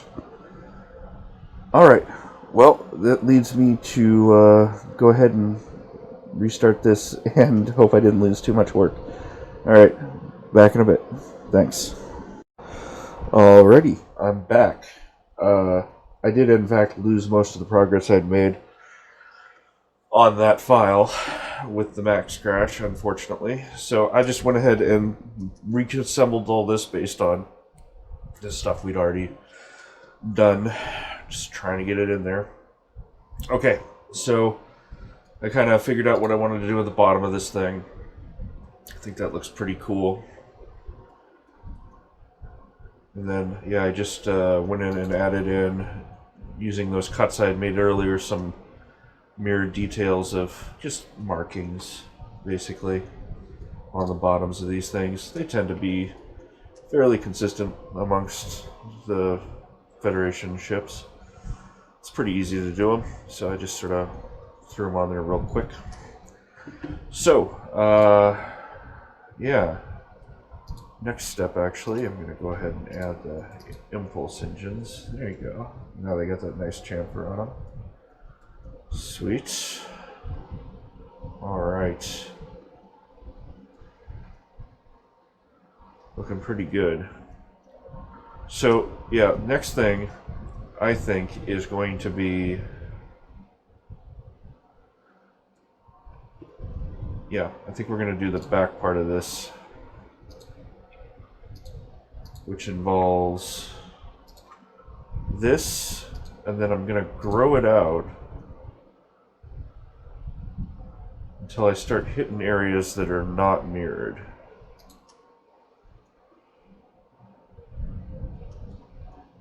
That's pretty good. Okay.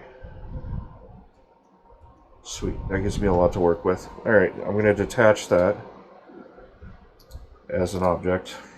And then now I can go in and select that, and since it doesn't have any of the UVs for things like the text here or anything like these guys down here, I can actually just hit symmetry and it shouldn't show any differences turned on or off. So that means I can just work on one side and fix it. And I think that's what I'm going to do. So first things first is I kind of want to ditch this line right here. Not a fan. It intersects this in a weird way. We can just get rid of it. I'm just collapsing these edges since it's just a texture map or a UV map. Once they're gone, they're gone. So it actually has this cool tangent thing where this one lines up with that perfectly. So all I need to do to add another one is just come in here and add another one. Have it line up perfectly. Which that one did not. I'm kind of eyeballing it. Let's see.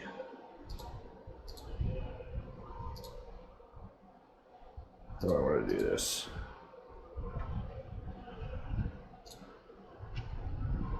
I want it fairly close to the back side here, so let's try that. That doesn't look too bad.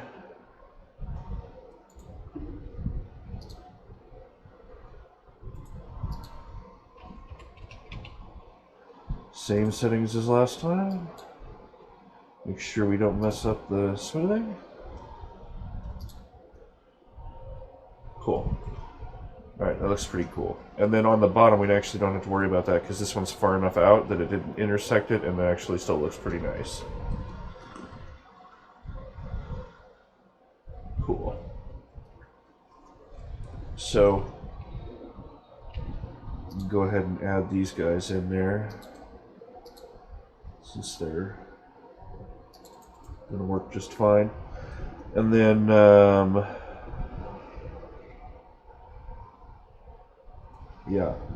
on this one, I want to make this look like it just continues on down here.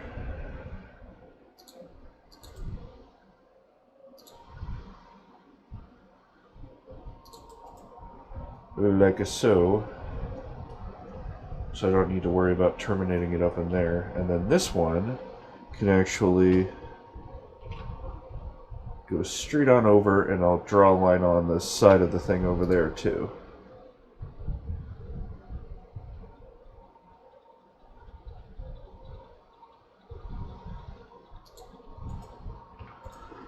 I should probably use a slice plane for this, just to make sure that it's straight.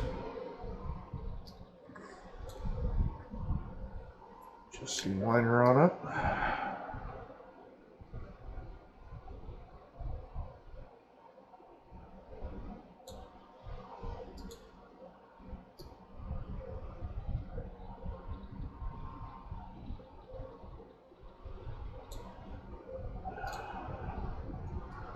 Sweet. Got those now seamed up. Good. Sweet. Got that guy there. Got the new one drawn out. Let's see, what's the next step on this?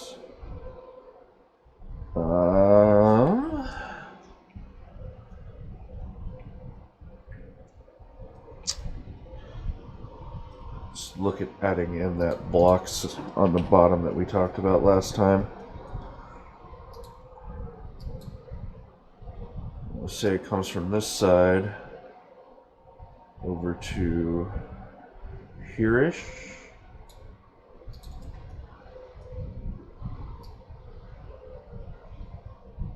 It was about that tall.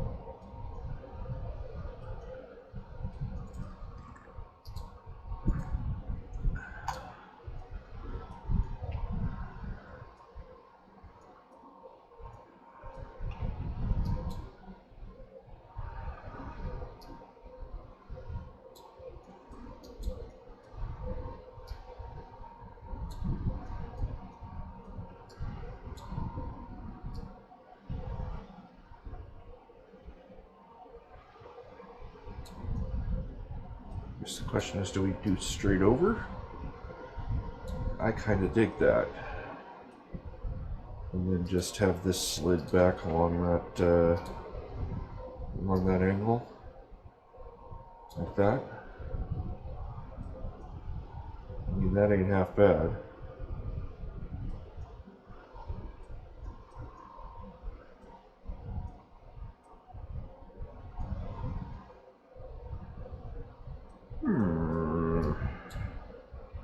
Options, many options.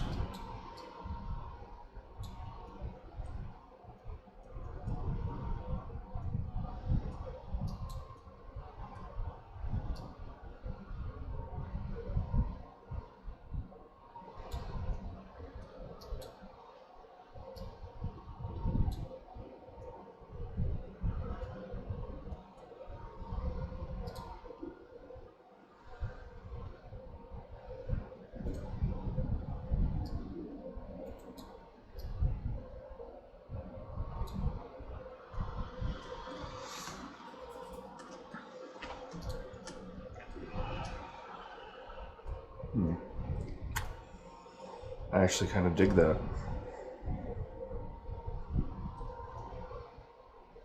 I like that profile on it. It looks cool, and I like the fact that it thickens this up back here.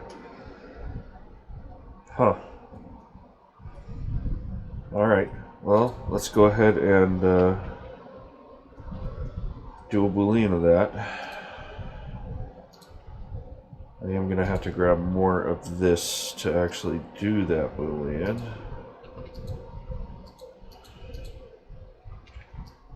Nope.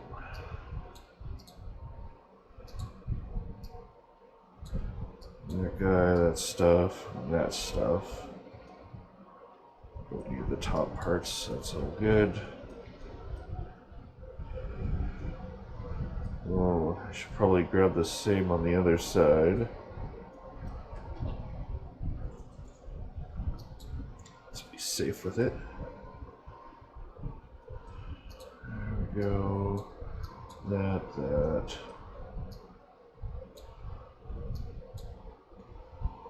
Up there, halfway there. That too, not that. I think that's everything.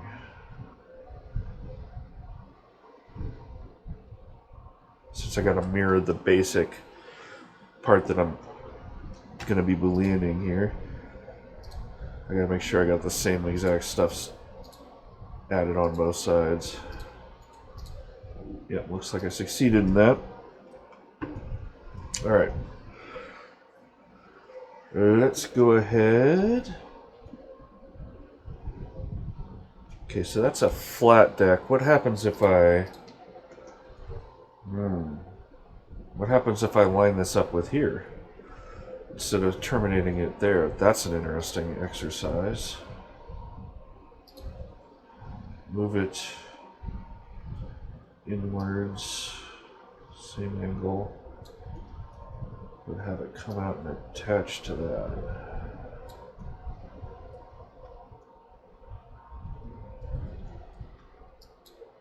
I gotta adjust this slightly.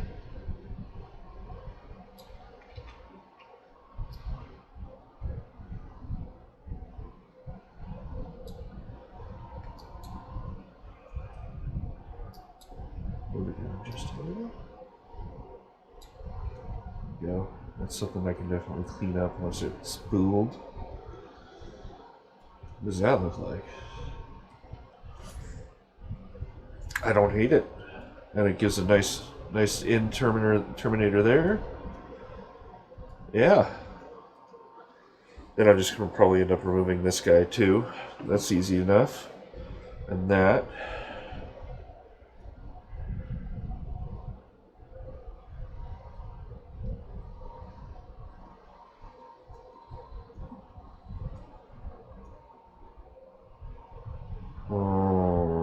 I really wanted to connect that one over. Okay. Let me see. Let me see. What am I doing here? Sorry, I got distracted by another problem. Okay. I think we're going to call this good. We're going to weld all this stuff nice and clean. Then we're going to see if we get lucky and our Boolean just works. Union, bam. And we were lucky. It did. Gotta make sure we're not losing our edges, which is important, and I think we're good. Damn. Alright. Well, that went better than I was expecting.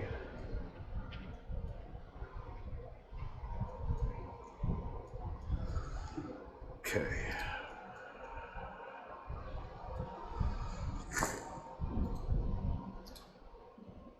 Okay. Let me just axe murder these. We don't need them. That curve is gone now. It's gonna want us to redo the shading, but that's easy.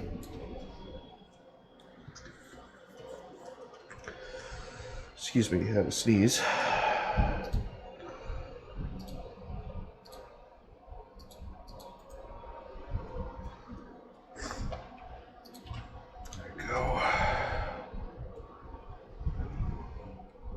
So close to perfect.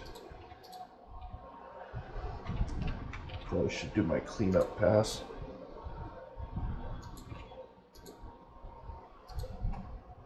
That was surprisingly fruitful. Okay. Just... It's close enough.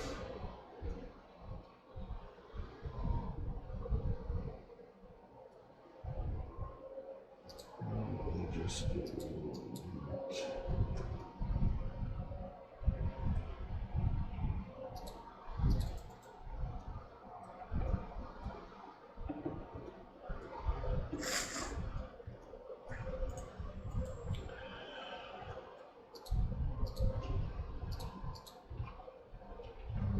Well, that ain't gonna work that time. It's easy enough to fix.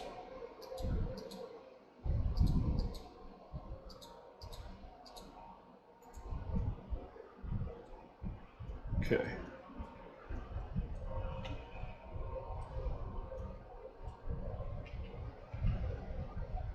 Well, that's fun.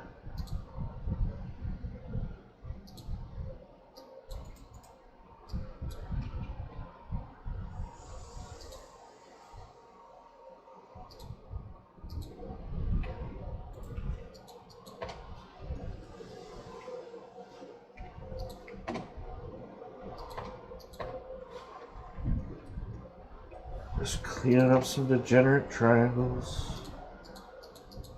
This is boring. Whoa.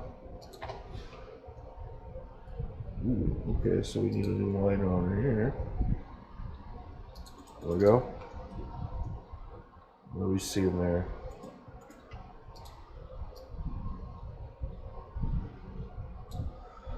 Okay. Grab everything, retriangulate, make sure we clean up this stuff. It's not super bad. I'm probably using this and like this. Like this. Just to make sure we got some supporting edges in there.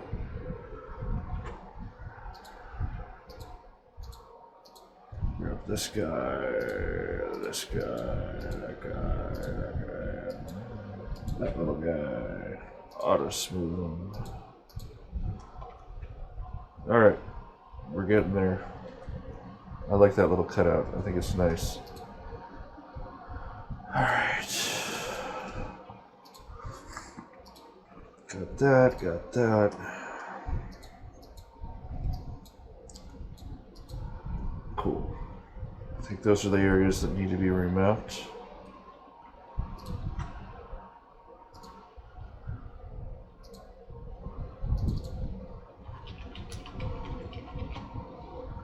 Cool. Just move them out of terrible mapping space, and there we go.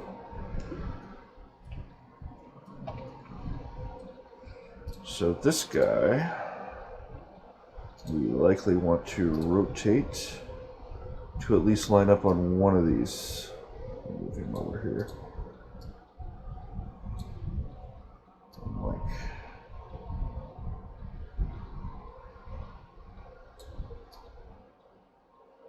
Yeah, if we line him up with the back, that's probably the best bet.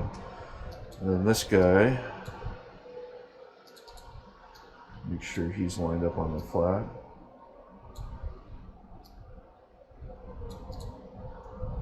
There we go.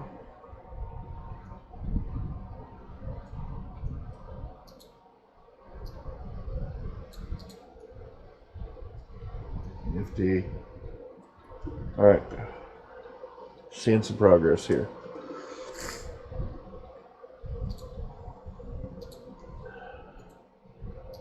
Alright, symmetrize that. Nice. Nice, I see it. It's looking good. We got a nice big area there for the landing pads and hangar doors. Yeah, that's cool. I like that. Alright. Nice. Okay, so really the thing I got to think about now is based on the original model, we have all this additional terracing and stuff coming back here, and it looks like they're, I don't know, some sort of additional impulse drives maybe. It's really hard to tell. They're really cool looking, but they're way too swoopy to be used on TOS-era stuff. So I'm going to have to think about what I'm going to do there. I do like these little landing pad things that kind of extend out. I think that looks cool. I also like the inverted trapezoid of these guys. That's cool too. Okay, what do we got next? I think we need to weld this guy back up to get... Well, no, we got more mirroring to do. Okay, well, tell you what. How about we export this into Engine and see what it looks like. Okay, so it's got some of the nice shading on there now. Alright. It's very much a work in progress, but we're going to take a look and see what it looks like in the engine. And we're just going to export it to the correct directory. And this is going to be Hornet-Class. There you go. And yep, preserve, all that good stuff. What happened? Oh. It did export. Oh, I see. It grabbed more of the stuff on top that I didn't intend it to, because I forgot to check my work, folks. Well, I'm going to have to fix that.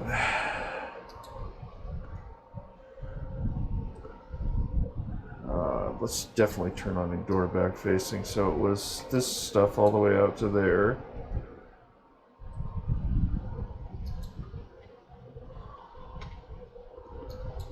Okay, got that, and then this all the way to there. Is that everything that's missing? It sure looks like it. Yeah. Detach as clone, and then I'll just flip it over and weld it back in. That looks like a perfect match.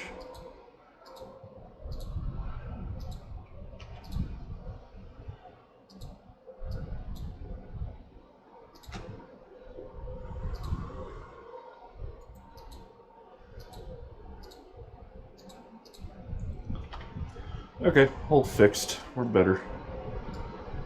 I'll try and be more careful in the future.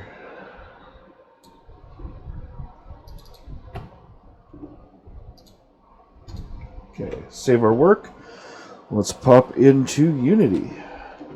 Alright, so right now I've got my Ferengi guy, the Archer class, the Chesapeake, and then the Bird of Prey. I'm going to go ahead and hide the Chesapeake and the Ferengi dude. And let's bring in the Hornet. So first thing you notice is that it's just sort of hanging out there with sort of the wrong shaders on it. It doesn't look quite right compared to the rest of it. And that's just simply because I got to go into the export settings the import settings for that. And under materials, I just drag the correct materials in there. So they already have names, and I just drag them all in. So Federation metal accent is what the dish is called. O1 will just be whatever the Federation mesh I'm using right now. Impulse engines is impulse engines _F. And nacelle cap, I believe, is nacelle cap 2, and nacelle cap 1 was a failed experiment. So if I hit apply, we're in business. It's already looking pretty cool.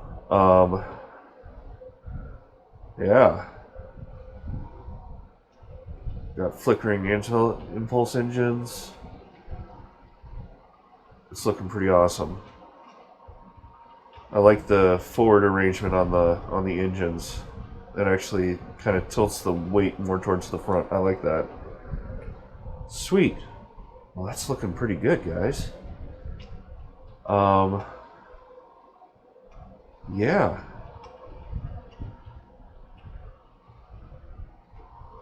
We still got to put in the dish. We got to put all the windows and decals and stuff on. Put some blinking lights on there. But man, this is looking pretty good. So if we, oh yeah, I was like, oh, there's holes in it. Yeah, there's obviously holes in it because I forgot to seam it up. That's fine. It's not something to worry about. So let's go ahead and look at it at what I'm calling game resolution.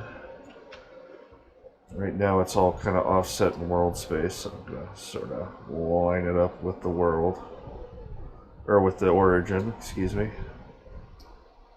There you go. And then set the orbit distance. Right now it's at 250. I'm just going to set it up at 300. So yeah, if we hit play, we might get to see something cool. I think we're orbiting. No, we're right about the right distance. So that's what the sucker looks like in game. You can see that the seaming is playing havoc with some of the edge finding, and the lettering's reversed on the other nacelle because I haven't fixed that yet. But as a shape, that's looking pretty good. I really like that.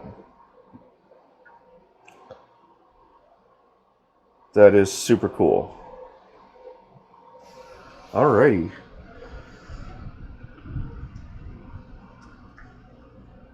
Yep. Okay, I'm pretty happy with that. So it's just a lot more of the same when it comes to the back of the hull detail. I'm probably going to pause and do it offline, and then when I get to the point where I'm putting decals on, I'll start talking about that. Because I'm not really going to be showing you guys anything new. It's just more of me fumbling around trying to find good ideas. And nobody wants to see that. So thanks for watching. I'll be back in a bit. Hey, welcome back. So, as I said previously, I was going to go ahead and put some decals on, fix some geometry stuff, basically get it ready, cleaned up, and exported into Unity. And I have done so. Yeah, and now I want to show you guys the cool part of this whole technique, and I really do think this is the thing that makes this whole process a ton of fun. And it's the fact that I don't have to cut in windows. Anybody who's ever built spaceships with windows in them knows that either you end up spending way too long doing Booleans on the surface trying to get things to look inset properly, but also have clean geometry around the outside edges so they don't show just a ton of smoothing errors, to the inability to edit something like that once you've actually accomplished it. Say you don't like the way it ends up looking, you're just screwed. That's what you're stuck with unless you want to redo all that work. Generally speaking, windows on spaceships are nightmarish and a pain in the ass. Especially if you want to go the further mile and have little rooms inside of every window so that as your camera moves around and pans, you see parallaxing detail. Now, I have gotten away from these in my laziness and sheer hubris by writing up some shaders that do this for me. So, these decals that you see right here are just simply that. There's no depth to those, they're just flat geo. But, lo and behold, you get little rooms inside. I'll slow down my movement even more so you can see a little bit of painting going on there. I used the original screenshots from the Star Trek 25th anniversary game, so there's little Kirk and Spock in there. Ah, hi guys. You're cute. Anyway, honestly, I'm looking at this at a 4K monitor. You're never going to see that at game res, ever. Oh, there's another couple guys out there. Hey, I think that's McCoy. Hey, buddy. Yeah, anyway, so those are all just ready to go. And the only downside to this this particular method is that at low angles, the illusion is somewhat given away. It's less of an issue with inset options like windows, because when you get down to a narrow edge, they obviously go away, and that makes sense. It's more of an issue for things like this, which are the bump out little lights. Those look great from every angle until you get down to about there, and then they start to flatten out and clip through. But we can play around with some things that make that not as big of a deal. I'm also using that for the little phaser blisters up here. There's little guys that look like little ball turrets with emitters on the ends. From a distance, this stuff is completely convincing. You wouldn't believe how little you notice it going wrong when it does go wrong. Yeah, so as you can see, I went ahead and put windows, lights, stuff all over this guy. Turned out looking pretty good, I think. We got some little landing support, or landing hangar support stations over here with their red lighting for night vision preservation for each side. I kind of do that on my Federation ships just because the Motion Picture Enterprise had red lights in a little bay of windows above the landing strip. I always sort of like that, so kind of co-opted it from that. Anyway, yeah, so we're going to zip underneath here, and I'll show you the part of this ship where I'm still going to put some windows. And I have saved this for you guys and this particular part of the video. And it's just down here. There's going to be a few windows down here on level with these decks here. So probably just bam, bam, bam. And then again, some here. And that will end up doing it for the windows that are down there. I'm also going to add a little bit of inset decal details on these guys. And then also, where was I going to do it? Oh yeah, on the back of this one. It's going to have a little exhaust ports. And then the last part of this video I'll be doing is to show you how I put the blinking lights in there, because that's kind of a cool process that uses some idiosyncrasies of Unity to sequence timed lighting effects, which I had been previously unable to perfect, but figured out how, and it made a pretty big difference. So it's kind of fun to watch how that gets done.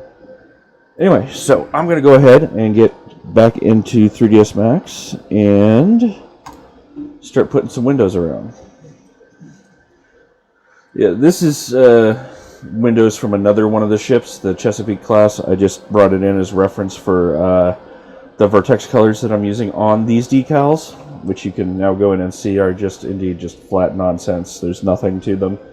I can slide them around on the surface all day long and nobody will care. Yeah, it's pretty awesome. So one of the things that controls the window brightness is just the, it's a combination of the angle you're viewing the decal from, but also the vertex colors of that particular decal.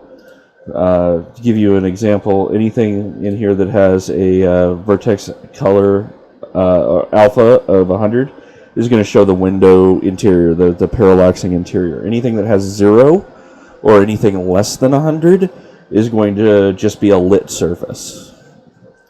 And that's how I get away with kind of packing multiple types of decals into the same shader. And then, yeah, the brightness just sort of is determined by the color. So some of these windows are dark. There you go. And these are the window colors I've chosen. So there's kind of a yellowy and orangey and then a dark, like lights are almost off, light coming from another room sort of thing. And those all work together really well. These are obviously the navigation lights, and then this is the base lighting for the blinking lights that are just white navigational lights. So they're not glowing all the time. Okay, so cool. Let me go in and hide this for the time being.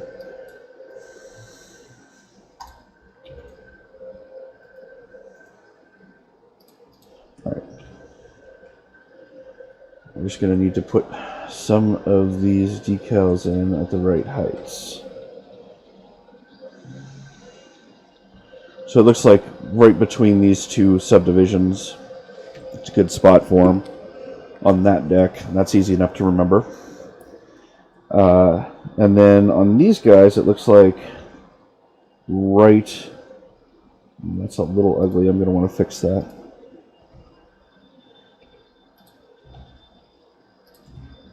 Ooh. Ooh.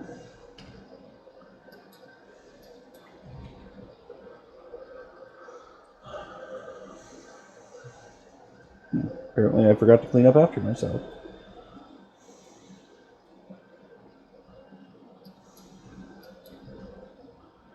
Easily done. Alright. So yeah, just between these guys here, I think is going to be level with... maybe just on that line. That'll work. That's easy enough to do. So... let's see. I want it between these two top ones, and then this one just touching this line for the places it ends up going. So, I just got to grab some windows and start slapping them on. Now, I use the Select and Place tool to do this. One of the issues with that is that it doesn't handle curvy surfaces very well when it comes to orientation. You can kind of see the result of that with these guys. Since they're spherical, it doesn't really matter what their orientation is. So I didn't bother fixing those. But I will end up bothering fixing the ones that I'm about to do here. So, yeah, there you go. You can see it's at an angle. Do that, and then let's do a couple of those cylindrical ones, little portholes. And then bring that around front, and then probably just another one of these. Cool. And then let's do a big one up here. Good. Something like that.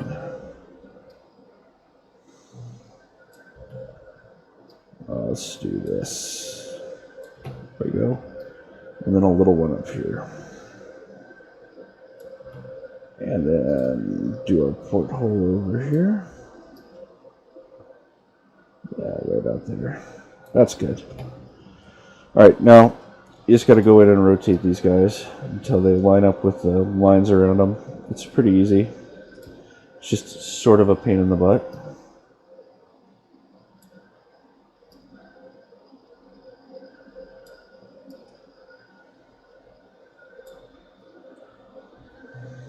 It's going well. I'm just going to do this one.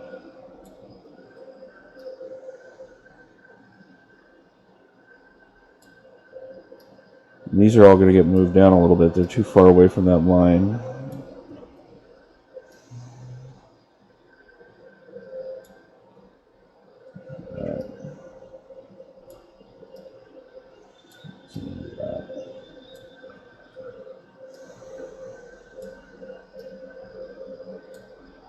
Okay, so I think that's all the windows I need to do on that. One thing that I did forget to do, and I will do so now, is put in these little identifier tag guys that I have, which were just on the original Constitution-class Starship Enterprise model. I don't know what they're supposed to signify. Mentally, I'm sort of just been referring to them as like frame numbers, like on a naval ship. They'll like identify the interior spaces based on the frame numbers lengthwise, and like aft or port and starboard. And I figured these might just be something similar used for that sort of identification from the outside of the ship.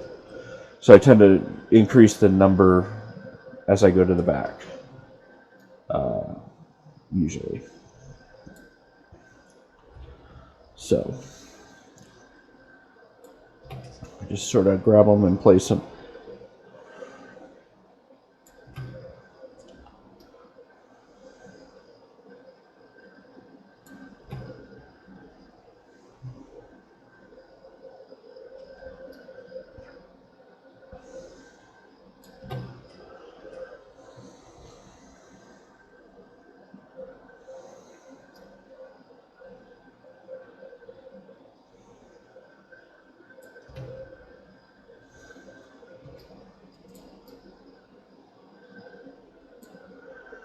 These guys aren't, again, at game resolution, they're really not legible. They just sort of show up as a little touch of subpixel detail, and it really does help. You wouldn't believe how much this helps sell the scale. This plus the windows do more than just about anything to help sell the scale for these guys, how big they are. It really does help. There we go. And you're only ever going to see them up close in like the high-res renders I do, so I don't worry too much about the numbers not making a whole lot of sense. But, you know, you do what you can.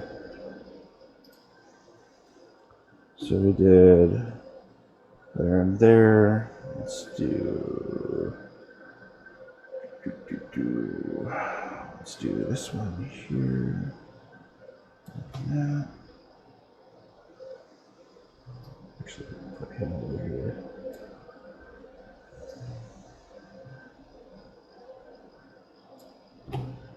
Okay. And then 450 down here. 452 down here.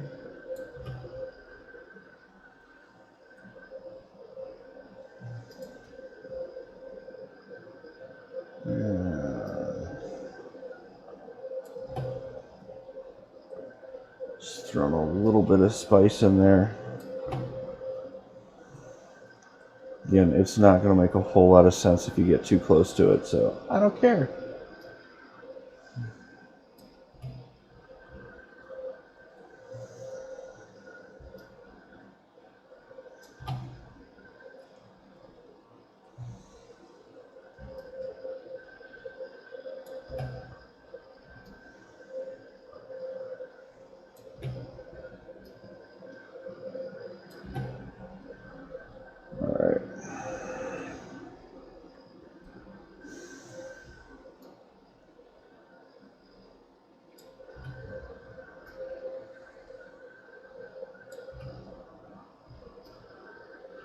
Again, I can only apologize for how boring this is.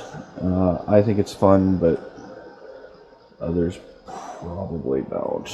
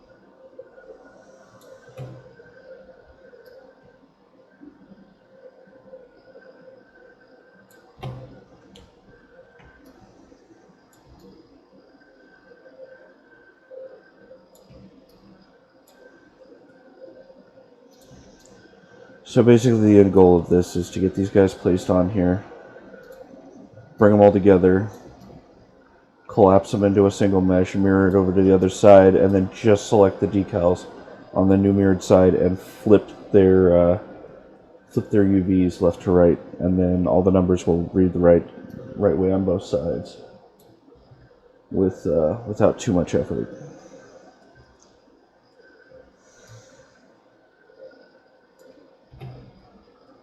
Oh yeah, we should do something up in here too. That's a cool idea.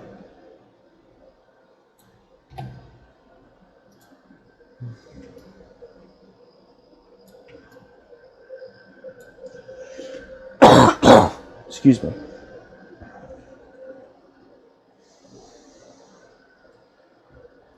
Alright. That's pretty cool, very clean. You don't usually see too many of them around like the saucer section. It's always on the sides and like underneath of things. So I'm just gonna do a couple more down here. So there's something there, and then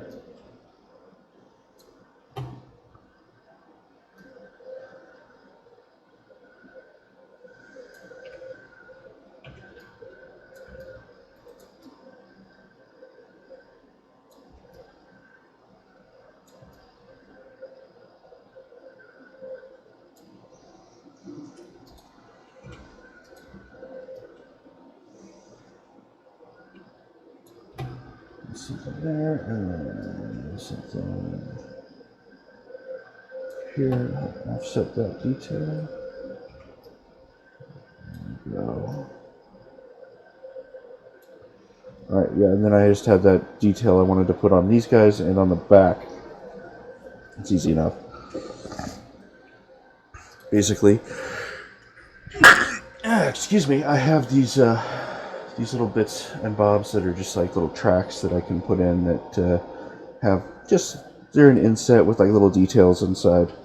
I use them all over the place, and it ends up helping quite a bit to sell the additional detail. So how should this guy be aligned? Like that? Yeah. That's good. Alright, then we gotta do the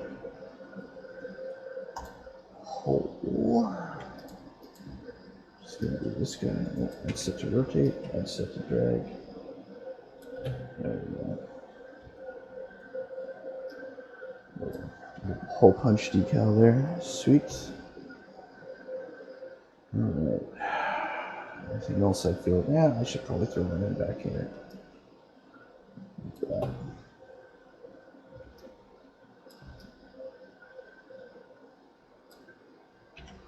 Alright. Time to combo all this.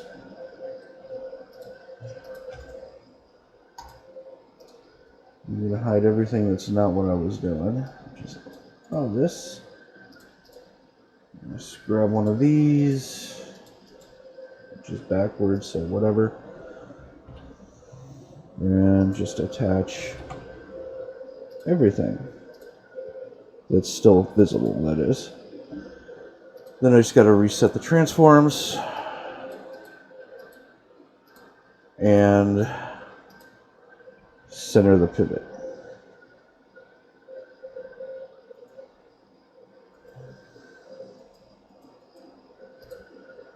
And go ahead and mirror that.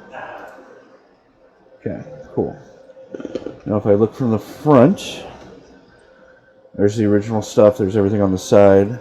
So I'm just going to grab it, grab everything on that side, not you, unwrap it, open. I'll show you what I'm doing here. Here's the texture that's running all that. So I can basically just grab this and flip them. One by one. Keep them from flipping out too much. Haha. And should have something good going here. I've been talking 20 minutes about decals. I'm sure you're all very entertained. Alright, that's done. Collapse it. And then for the room stuff to work for those decals down there, what I do is I do another unwrap, and then I just clone all the UVs up into channel 2, and then when I go in here and look at those UVs, come here, there we go. I just want to pack them in so they're all unique. And then even if the windows are right next to each other and they're using the same decal, it references UV channel 2, so the mapping, orientation, size, all that stuff's the same, but the position in the UV map is always going to be slightly different. So, doing that, I just pack them with simple recursive.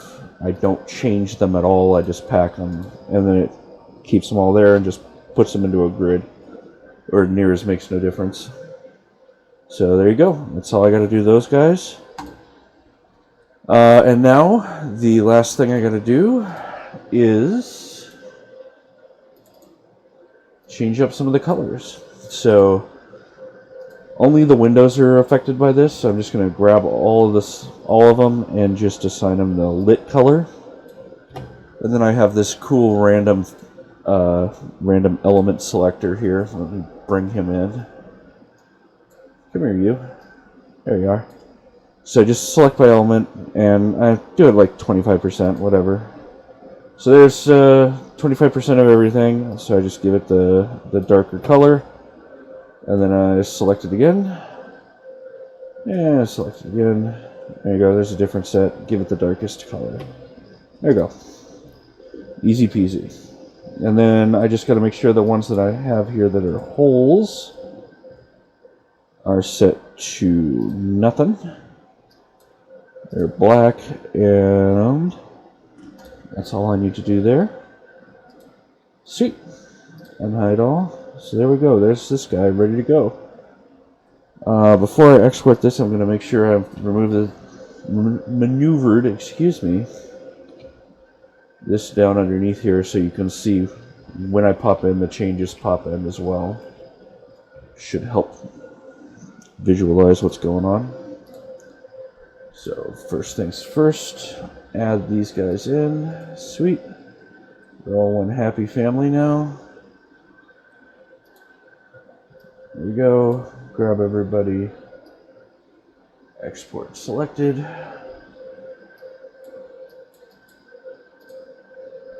Hornet. Yep. Alright. Moment of truth. Does it work? There you go. It worked perfect. So now you got more windows. Look like they've been cut into the hull down there. They haven't. Not even remotely. But you get the parallax to sort of sell it. And from any level of distance, that's really all you need. And now we got all those little hole markers all over the system, or all over the surface, excuse me.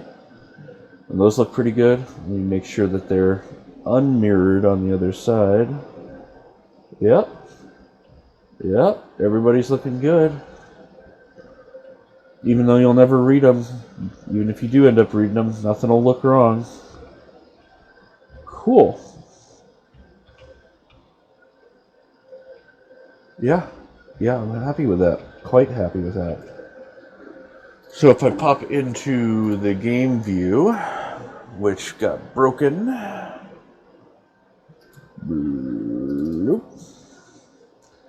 and hit play, this should work now. One moment, please. Oh, apparently it's not working.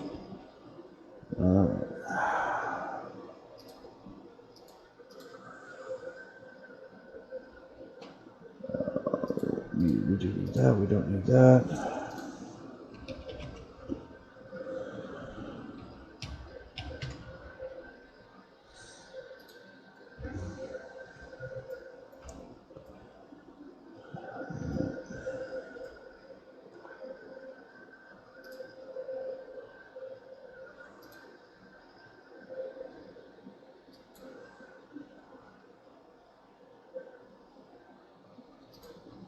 Not sure what's going on here. Why this is having a bit of a hissy fit. I'm going to pause it for a second while I figure this out. Hold on. Alright, fixed it. The clipping ranges of the camera were off. It's easy enough to fix once I realized what was going on. Okay, so now we're orbiting around. You can see all those new windows that we added in there, all sort of shifting around, showing and revealing different parts of the interior as we scootle around. You can see those little subframe decals that just a little bit of text on the surface. I'm very happy with that. Very, very happy with that.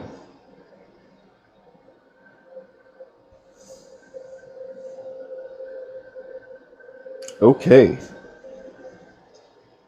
So, as far as I'm aware, the last step on this sucker is to add in the blinking nav lights. And I'm going to show you real quick how I do that. I'm going to duplicate the...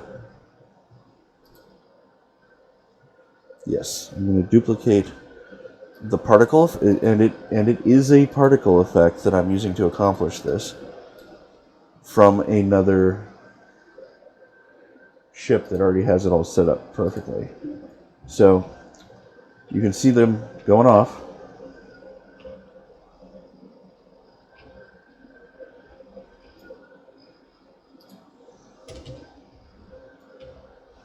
And that's little sequencers over there for the landing strip. You got these guys. It's good. So to get this working, all I got to do is put in the scene file some invisible meshes that will have at the vertices located where I want things to blink. And the number on those vertices is the number in which they'll blink. So vert 0 will blink first, vert 1 will blink next, depending on the sequence I put into the particle system to emit those particles. They can blink 2 at a time, 1, then 2. Basically, any imagination you want to throw at that, you can do that. So it's just a little bit of lateral thinking to get this going. And you see, unhide all. Do I have that in here? No. So I'm going to bring in so I'm just going to make it from scratch. That's the easiest way of doing it. So sort of the sequence I want to do here is I want to have these 2 lights blink first, then these lights here on the sides, then this light here on the top behind the bridge, then this light down here on the bottom at the same time. So those 2 will go off at the same time. And then I want these 2 to blink. So the first 2 are white, these 2 are colored, then it's double white, and then we repeat. So it's going to be triggering off 2 at a time. And it's really easy to do this to start with. Just make a plane and give it next to nothing to look at. I like to go ahead and center that at the origin. I'm right-clicking on the spinners, by the way, for anybody who's curious about that. In Max, it resets it to 0. And then, yeah, I just got 2. In here, it tells you what number the vertex is. So I want 0 and 1, or 1 and 2. 1, 2, 3, 4. So 1, 2 are going to be these guys that go back here. And if by some small luck and or competency on my part, they're very close to where they need to be anyway.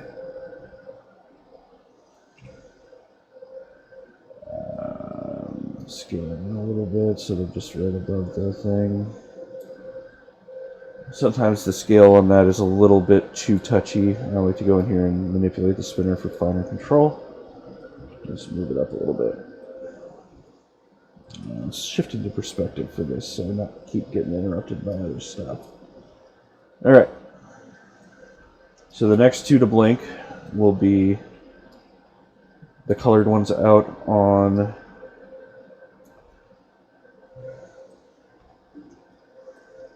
the edges of the saucer.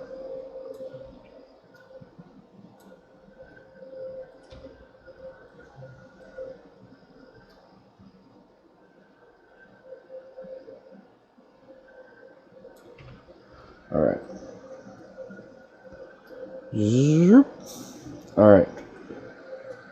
So now we just select that edge and we're going to drag it and make a new edge. Now we want these 2 next lights to not be side to side lined up like these guys were. This is vertex 5, so that'll be the next one to blink.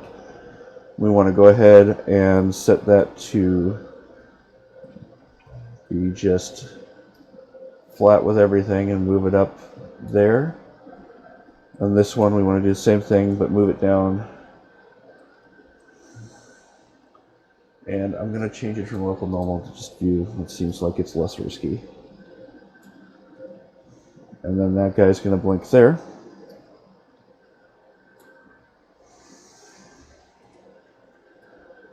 And then we're just going to select that same edge again, drag it off, and then the 2 lower lights are going to blink at the same time. So these guys need to be back level, stretched out again. Oh. I'm gonna figure out which one's 7, so that'll go this side. You'll go the other side. Sweet. Easy peasy. I will state for the record that it really doesn't matter what this mesh looks like. It will be completely hidden. You're not going to see it. It's only used for placing the particles at the vertices.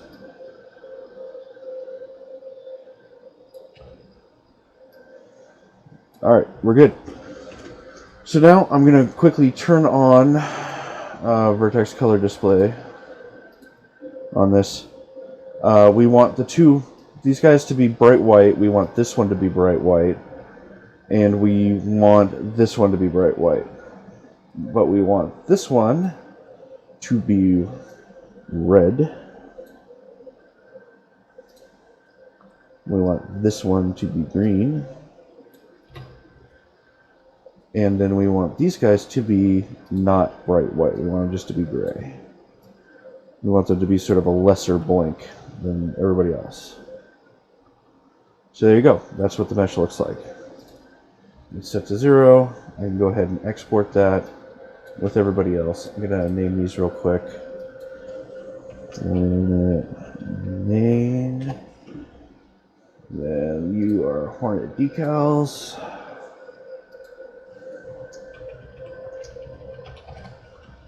And you are main blink. Problem with a 4K monitor is you can never tell what it is you're typing. Might be time for bifocals. I can look like Ben Franklin. Alright. That's not a good look. That might be. I don't know. Time is cyclical. Who knows what's hot? Alright, so that's exported. We'll bring it into the game and it'll just show up. It's there. It's garbage. We don't need to worry about it. I'm just going to go ahead and hide it. It's gone for now. You don't have to worry about it. So now if I go back and I turn on the blinking lights, and you'll see that the big ones are outlined in orange. Those are the primary particle system. The ones that are blinking sequentially over here are a secondary particle system. We'll build that in a second. It uses a different mesh for those because they're animating at a different rate and they do a different thing. So for this one, all we got to do under shape, where it says blinky obj, is just drag in main blink. Now you can see everybody's going off in the right position, but the timing's off, and that's just because this particular mesh had different timings from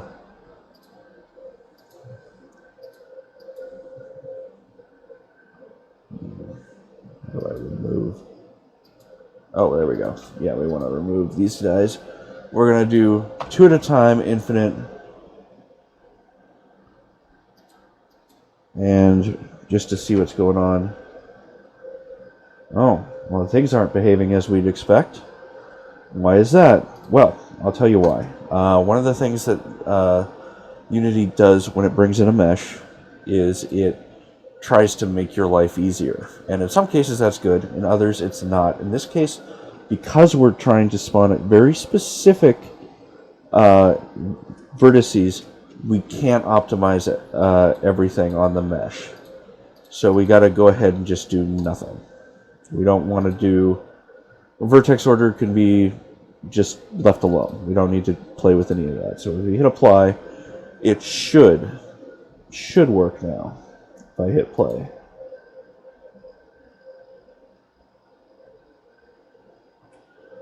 Looks like it is. So let's bump the interval back up to 1. Yeah, see? It goes back. Should be going back. Yeah. Sides, top, bottom, undersides. Back. Apparently it's cycling through at a little bit of a weird rate, but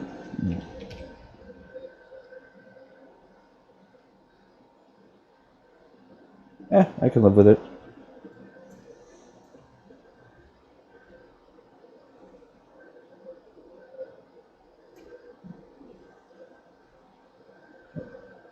Doesn't need this word rotation, though, that's for sure.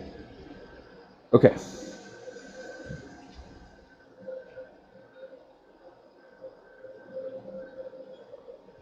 Cool. Might change it to 1/3 of a second.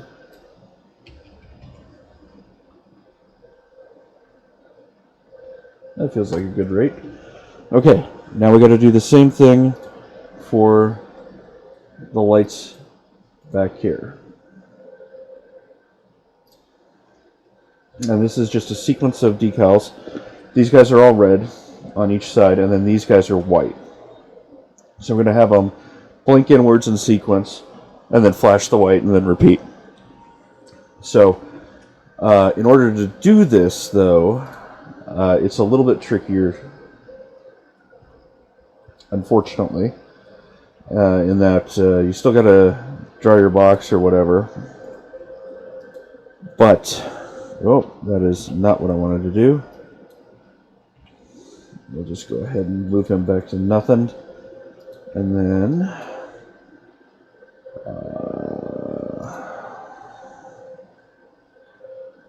where'd it go? Whatever.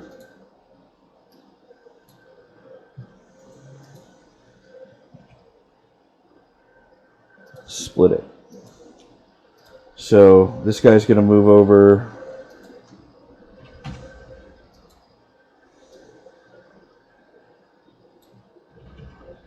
Okay. So now we got to figure out where the verts are on this, since we want it to be sequential. And we're going to be doing, I think, 4 flashes at a time, because we want to go 2 on each side, 2 on each side, 2 on each side, 2 on each side, and then repeat.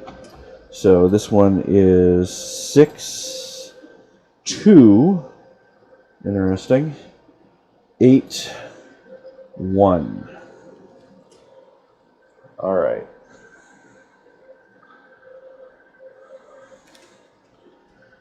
Very interesting.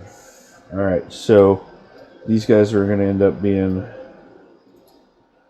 reversed, I'm pretty sure. This one is 3, 5. Are these reversed?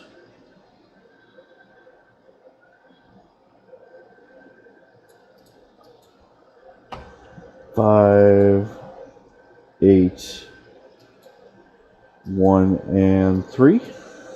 Yep. And this is 6 and 2. You are 4. So you gotta go, you gotta swap with this guy. And again, the layout of these guys doesn't really matter as long as the numbers are right. So 7 and 6. Those guys will all blink at once. These guys will all blink at once. So, should be able to, since I need to do the same thing on both sides, just sort of set them up for the same general distance.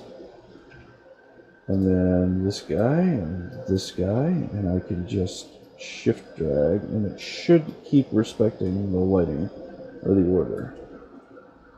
1, 2, 3, 4, 5, 6.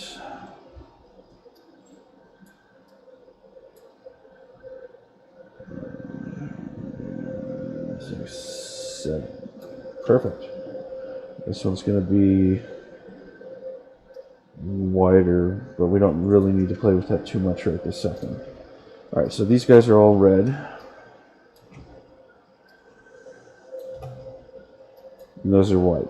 I'm going to go ahead and export this guy along with everybody else, and he'll be landing blink.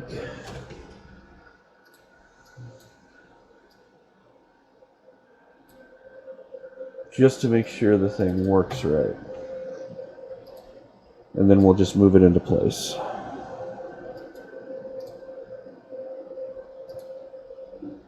Alright. Let's speed up a little bit, get it back out of our window gazing moment. So yeah, you can see one of them's upside down, obviously.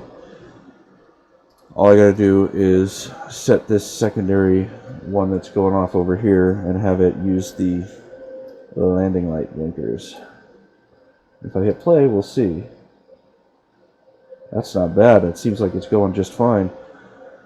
So right now, the emission is going 2 count every 1.1 of a second interval. So if we bump that to 4, there you go. That's pretty cool. I kind of like the 2 and then at 0.05. It's kind of neat looking too. I might just do that one. Let's hide the blinking mesh.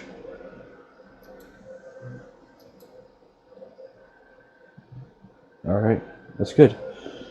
Sweet, let's go ahead and move these guys into position. I'm going to do these one side at a time.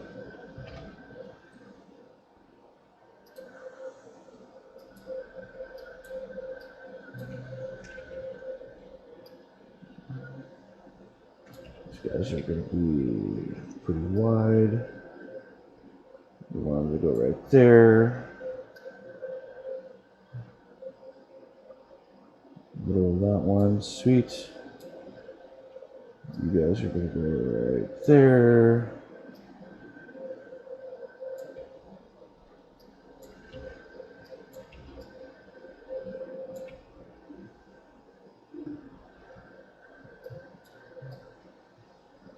Yeah, and since I'm super lazy, I'm trying to do this all in one go. So I don't have to mess with each individual side, getting everything lined up right. Okay.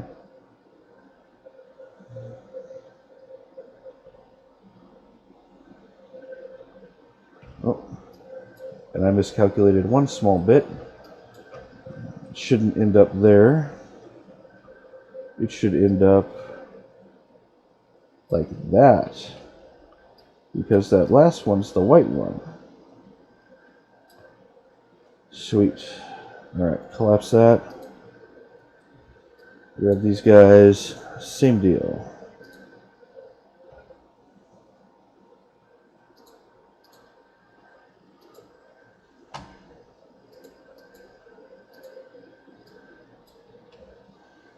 Move them on up. Scale them all out. Get them basically where they need to be.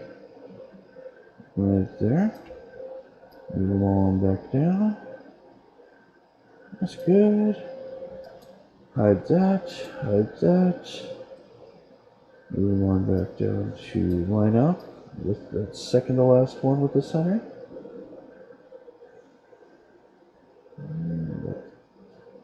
With the center, alright. And then just scale it the X.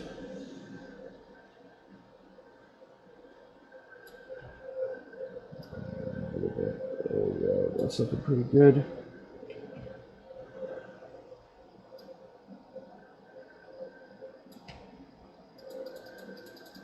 He says as he proceeds to fiddle with it more. Alright, and we just grab this edge, scale it up. And these guys should be pretty close to the midpoints of those. And since those are the white ones, it's pretty easy to get them to line up. And we do the same thing on the other side.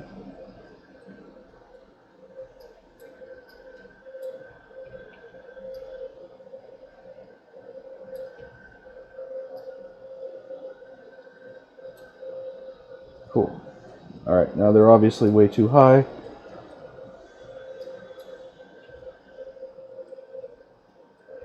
We'll just move them down to sort of lay up on top of these guys. Just like that. We want them still blinking visibly from the side, so they're not all the way down. Alright, if we bring this in and run it, it should be good. I don't expect anything to be wrong. We already got the sequence going first, then we moved everybody into place.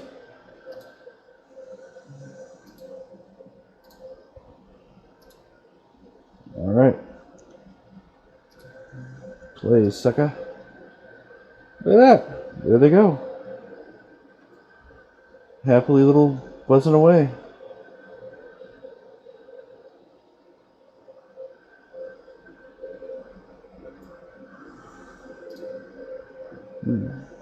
Looks like something forgot to get exported. Whoops. Forgot to export that main blinker. It should just relink now when I export it. Fingers crossed.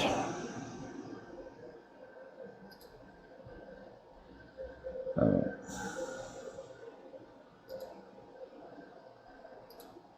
No, I gotta relink it. Alright.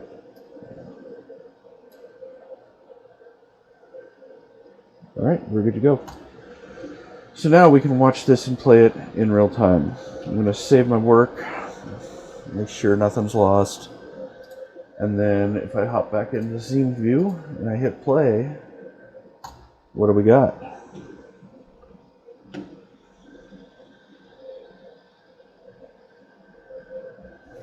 We've got a completed TOS-era Wasp Hornet-Class starship with blinking lights and everything. I'm extremely happy with this. I think it looks super cool. Alright, well, that concludes most of a tutorial by a bumbling idiot on how to make something that looks like that. I hope you enjoyed it, for all the boredom, and keep an eye on how everything else gets released. I'm looking forward to actually excuse me, actually doing some space combat gameplay here. I got some ideas, so I'm very eager to give it a shot.